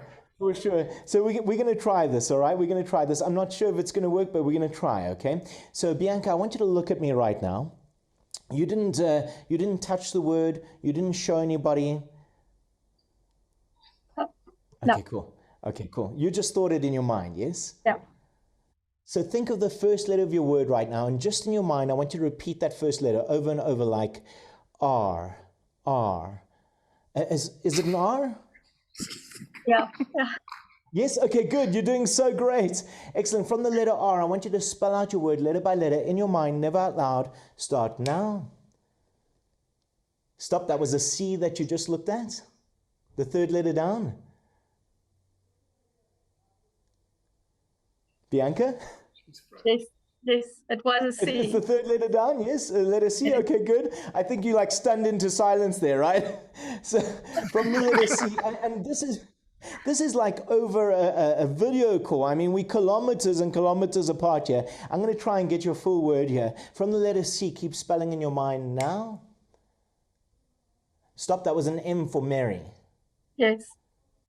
Excellent, excellent. You're doing so good. From the letter M, right now, you skipped all the way to the end of the word because you thought somehow Larry knows what my word is. I have no idea how, but he knows what my word is. And you looked at a letter D, yes? Yes. I have no idea what your word is. Can you just spell it out from beginning to end in your mind? Never out loud. Start again now. Excellent. Very good, Bianca. You're doing so good here. Bianca, did you almost think of another word? No. No, okay. So I'm going to leave my board here in full view the entire time, Bianca. And you tell me, Bianca, there's no way that I could know what your word is right now, right? That's true, yes. So for the first time, Bianca, I want you to let everybody know what is the word that you're merely thinking of? Recommended. Recommended? Wow. Yes. Wow. Wow, well done. So crazy, right? So crazy. And what's even crazier is before you thought of recommended, you thought of a celebrity, yes? Yes. And before you thought of the celebrity, you thought of a family member, did you not? Yes. You could have thought of a friend, but I got that you thought of a family member, yes? Yes. Yes. Now, you didn't even search for this family member's name, did you? No. No. You searched for the celebrity instead, yes? Yes. So, Bianca, I'm going to try and get this family member's name from your mind right now, okay? Okay. So, this is so weird. Like, you didn't even search for this family member's name. So, if I could get her name from your mind, and I was picking up, it is a female, yes? It is a female, not a male. Yes. So if I could get her name from your mind right now, this would be out of this world, yes? True. So just look at me. It's not your sister, is it? Yes? Yes. And she's got lighter hair than yours, yes? Yes. Yeah, social engineering going on here. I've done research on you, Bianca. No, just so everybody knows, there's no way that I could have known that Bianca would have come up here today because you guys had the option to put up your hand at random. Bianca was one of the few people that were willing to come up and help us. So it could have been anybody right now. So there's no way I could have done research on you. But I'm getting lighter hair, like a hazelish kind of blondish color. Yes. Yes. Yeah. Yes? I want you to imagine your sister over here in your mind. Never say anything out loud. Just in your mind, you're going to say hello and then say her name. You ready? We're going to do this now. You ready? Must I say hello in a name? Okay. No, just in your mind. Just in your mind. Okay. Never out loud. Okay. Otherwise, that's just communication. No, Not very impressive. No.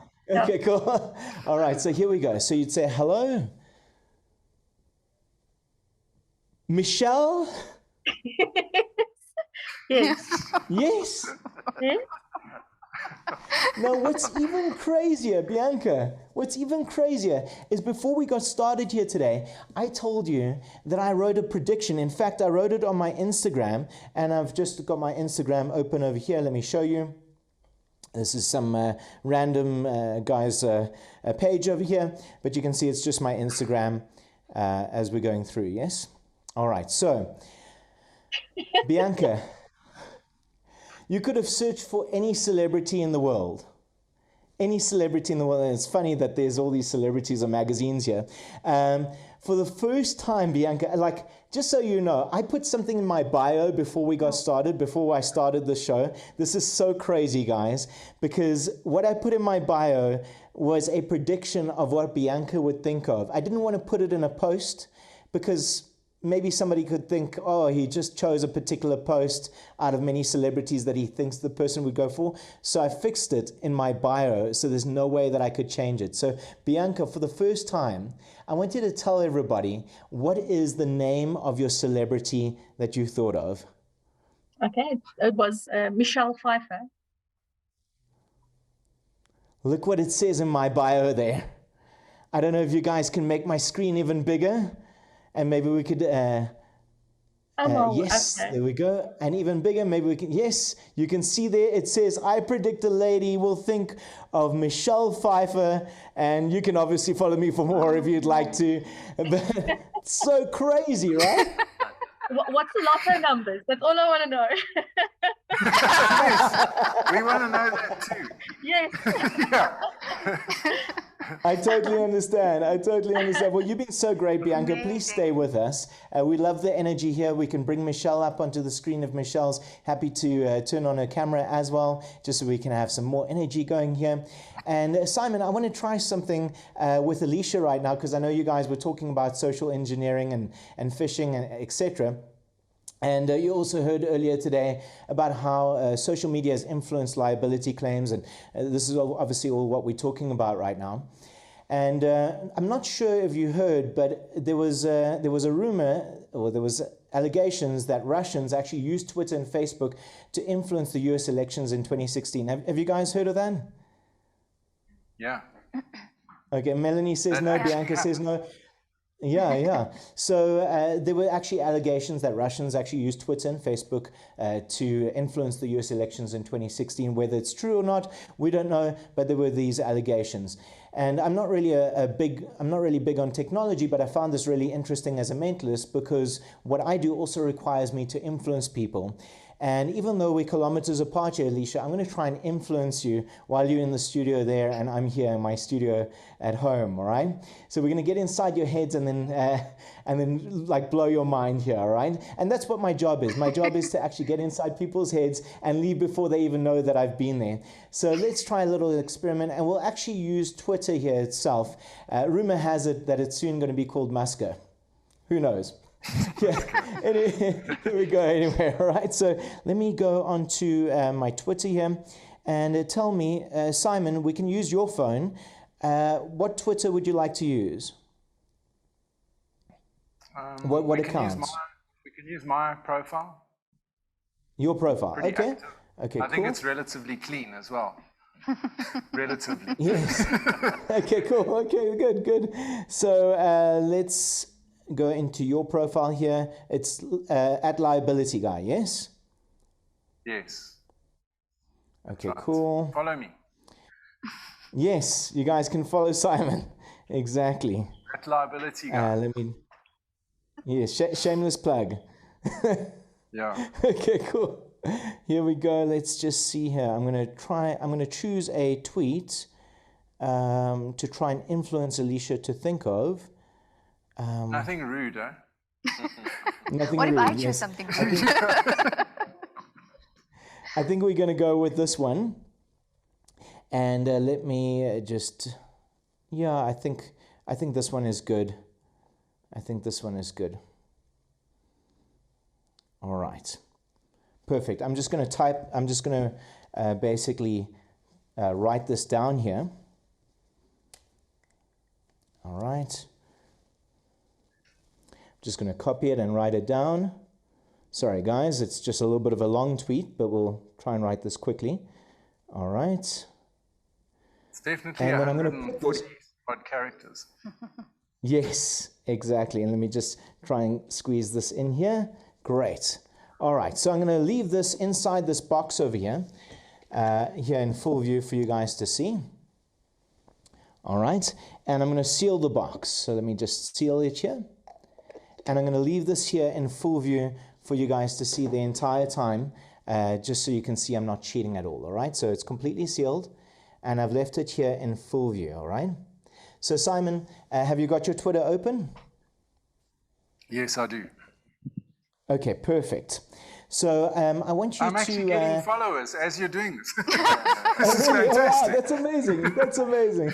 Okay, cool. That's amazing. So Alicia, I want you to scroll down through Simon's Twitter. So you're going to take your finger and you're going to just scroll on his phone. Just give one swipe. One swipe. Yes. Okay. And then there should be a tweet that you land on, approximately a tweet or two, at the top of the screen. Can you just read to us what it says? Why did it have to land on that one? Oh, wow. And this is just random. If you want to choose another tweet, that's okay. What did it land on? No, I think it's a good one for it's right on the top of the screen, as you said. Yeah. And Simon Coleman writes, this is December 2021. I want to give a shout out to all my fellow recovering addicts and alcoholics.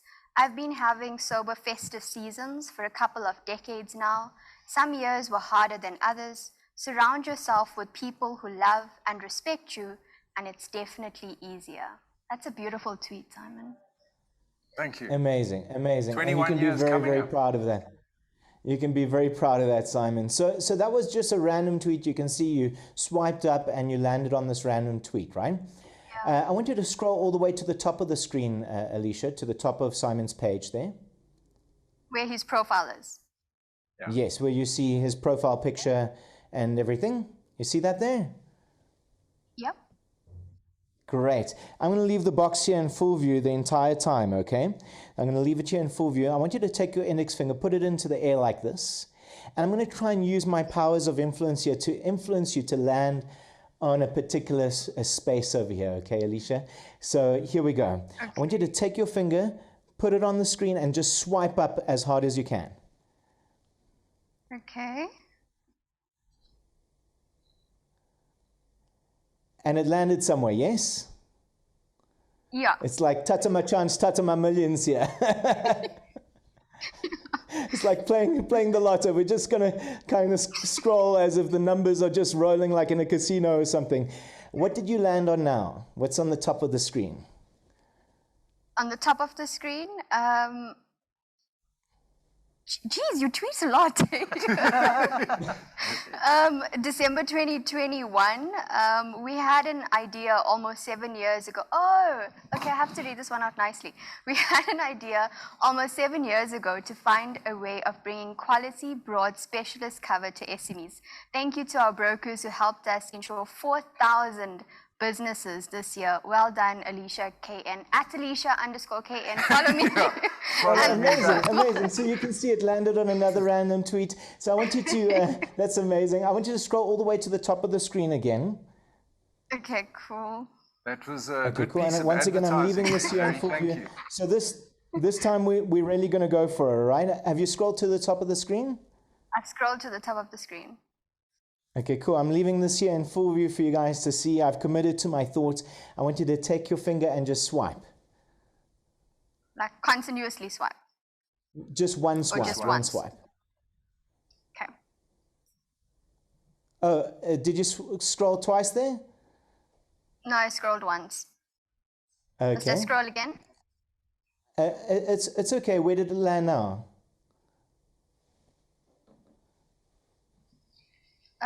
Still December 2021.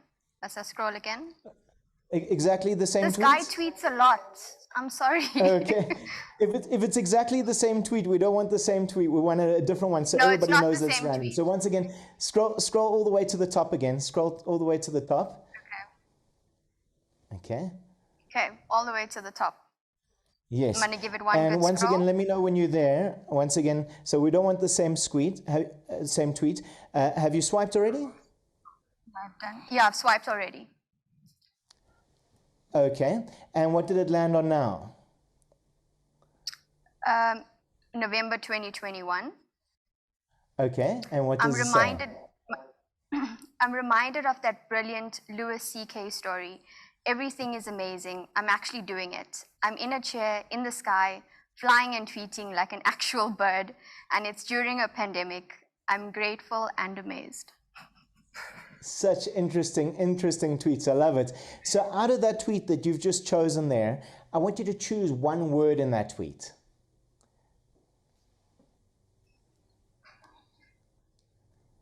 One word. Have you got one word? And what is the word that stands out to you most? The word that stands out to me most in this tweet is, must I say it out loud? You can, yes. Pandemic. Pandemic. Okay, so interesting. So you could have chosen any tweet. You could have chosen any. You could have swiped as many times as you wanted. In fact, you landed on different tweets every single time. And out of the tweets that you landed on, you chose this particular tweet out of hundreds and hundreds, probably thousands, because Simon's very active on Twitter, right? And then you chose one word. You chose the word pandemic for some reason. There's no way I could have influenced you to choose that, right? No, not at all. But this box has been sitting here the entire time in full view, completely sealed. Before we got started, I wrote down nice and clearly, and I was pretending to write a long tweet for you guys just to fool you a little bit, but I actually wrote one word. I wrote down the word. No way, I'm done. I changed my mind 3 times on that tweet, Larry. So crazy, right? No. So crazy. You could have chosen any tweet, any word. You chose the word pandemic. Everybody, Alicia, thank you so much. Thank you. Thank you so much, guys. Now, you guys have been so amazing. Would you like to see one more? Yes. Yes, I see Melanie's nodding her head. Bianca, if we could have you up here as well. If you could unmute yourself, Bianca. And we're going to use Bianca, Melanie, and we'll use somebody from in studio. So Simon, you can either decide to help me, or you can decide whether it's going to be Gareth or Alicia. Totally up to you. I'll help you. Okay, great. So Gareth, we're going to do this with yourself, with Melanie. Say that again. I need some glory. Some glory. Okay, so is it going to be Simon or is it going to be Gareth? So I didn't quite hear there. It's going to be Simon. Okay, cool. So Simon, you're going to choose a random word in just a moment. We're going to use you, and we're going to use Bianca and Melanie. And let me just show you something that I actually prepared weeks before this event even began. I'm going to show it to you in just a moment. But I just wanted to let you know, it's interesting that you chose the word pandemic, because we really have had a tough 2 years. And we still have to protect ourselves from risk in all the various ways that we've spoken about here today. But I wanted to let you know that there's still freedom, hope, and happiness amongst all these barriers that we have to go through and meander through. And so this is why I created this video. So let me show it to you right now. You can see in the center over here, there's one little video of me on the beach. I'm going to play it for you, but I'm not going to play the audio. You can see that I'm on the beach in Cape Town. And there's a reason why I did this video. The reason why I did it was because I believe that the beach represents freedom, hope, and happiness to us all during this very difficult time, because it's the one thing that was taken away from all of us all over the world during this time. So would you all agree that it represents freedom, hope, and happiness? Yes? Amazing. So on that note, I want everybody on the call right now to think of one word that represents, so don't think of the words freedom, hope, or happiness, but think of one word that represents either freedom or hope or happiness. It can be an activity, a person, an idea, totally up to you. Raise your hand when you've got a word. So it's obviously Simon, Bianca, and Melanie. Excellent. We'll just wait for Melanie for a second. But Simon, what is your word? My word is Paris. Paris. Okay, interesting. Yes. Paris. And Bianca, what is your word? You can unmute yourself and tell us. My word was a person. It's John Lennon. John Lennon. Okay, so would you say John then? Lennon. Lennon. Okay, good. Lennon. Interesting. So just one word, right? And then Melanie, what is your word? I'll say children. Children are the future of freedom, and they're joyful, and they bring happiness. Amazing, amazing. I love it. So you say it brings freedom and happiness, and that's why you thought of children. And tell me, Simon, why did you think of Paris? Does it represent freedom, hope, or happiness to you? Yeah, I love going there so much. It's just such an inspirational and relaxing place. So maybe all three, freedom, hope, and happiness? Absolutely, yeah. Amazing. And Bianca, why did you choose Lennon or John Lennon? Okay, his songs give us a sense of freedom, hope, and happiness as well. When you listen to it, and he was a significant icon when it came to that. Okay, great. And that's amazing. And tell me, Gareth, if you had to think of a word, what word would you have chosen? Cycling. Cycling. Okay, interesting. And Alicia, what word would you have chosen? I would have chosen dancing. Dancing. Okay, amazing. So you can see that all your words would have been completely different, but you guys, Simon, Melanie, and Bianca, you chose Paris, Lennon, and children. And this video was taken weeks before this event even began, and I believe that this video and what I wrote in the sand was specially meant for the three of you here today. This is so crazy. Check this out. Hi everyone. I'm here at the beach in my home city, Cape Town. I hope I've managed to uplift and inspire you and that you enjoyed the connected experience that we all shared. I've decided to write a message in the sand weeks before meeting because I had the urge to share one last crazy moment with all of you way before we even met. Have a look at what I've been up to. No way. If I could keep myself spotlighted there so everybody can see that again. And I'm going to show it to you one last time. Let's spotlight my video there. You can see it says Lennon, children, and Paris. Those are your words with the heart finished off in the sand for the three of you. Thank you very much. Well done, well done. Unreal. Thank you so much, guys. Now, remember that freedom, hope, and happiness, those ideas and those emotions, they exist within you. So may you, with those ideas and those emotions, make the rest of 2022 your best year yet. Thanks, everyone. I'm Larry Soffer. So great being here with all of you. Oh, thanks, guys. Thank you very much. So glad you all had a good time. I had so much fun being here with all of you.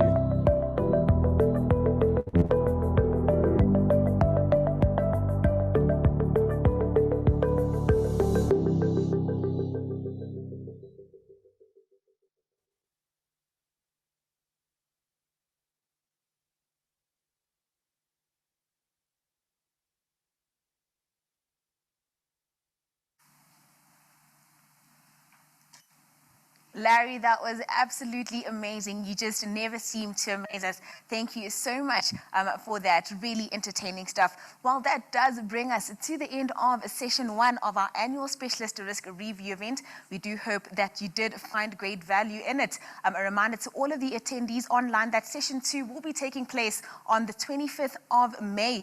We are posting that registration link in the chat, so do yourself a favor and register for that session. We will be unpacking PIANH as well as cyber. That is session 2 taking place on the 25th of May next week, Wednesday. We are also posting a survey, feedback survey link, in the chat as well. Do let us know how you found this event and what we can improve for future events. From myself, Nontutuko Mhlungu, and the SHA Risk Specialist team, it's been an absolute pleasure. Do enjoy the rest of your afternoon, stay safe, and hopefully see you at session 2. Cheers.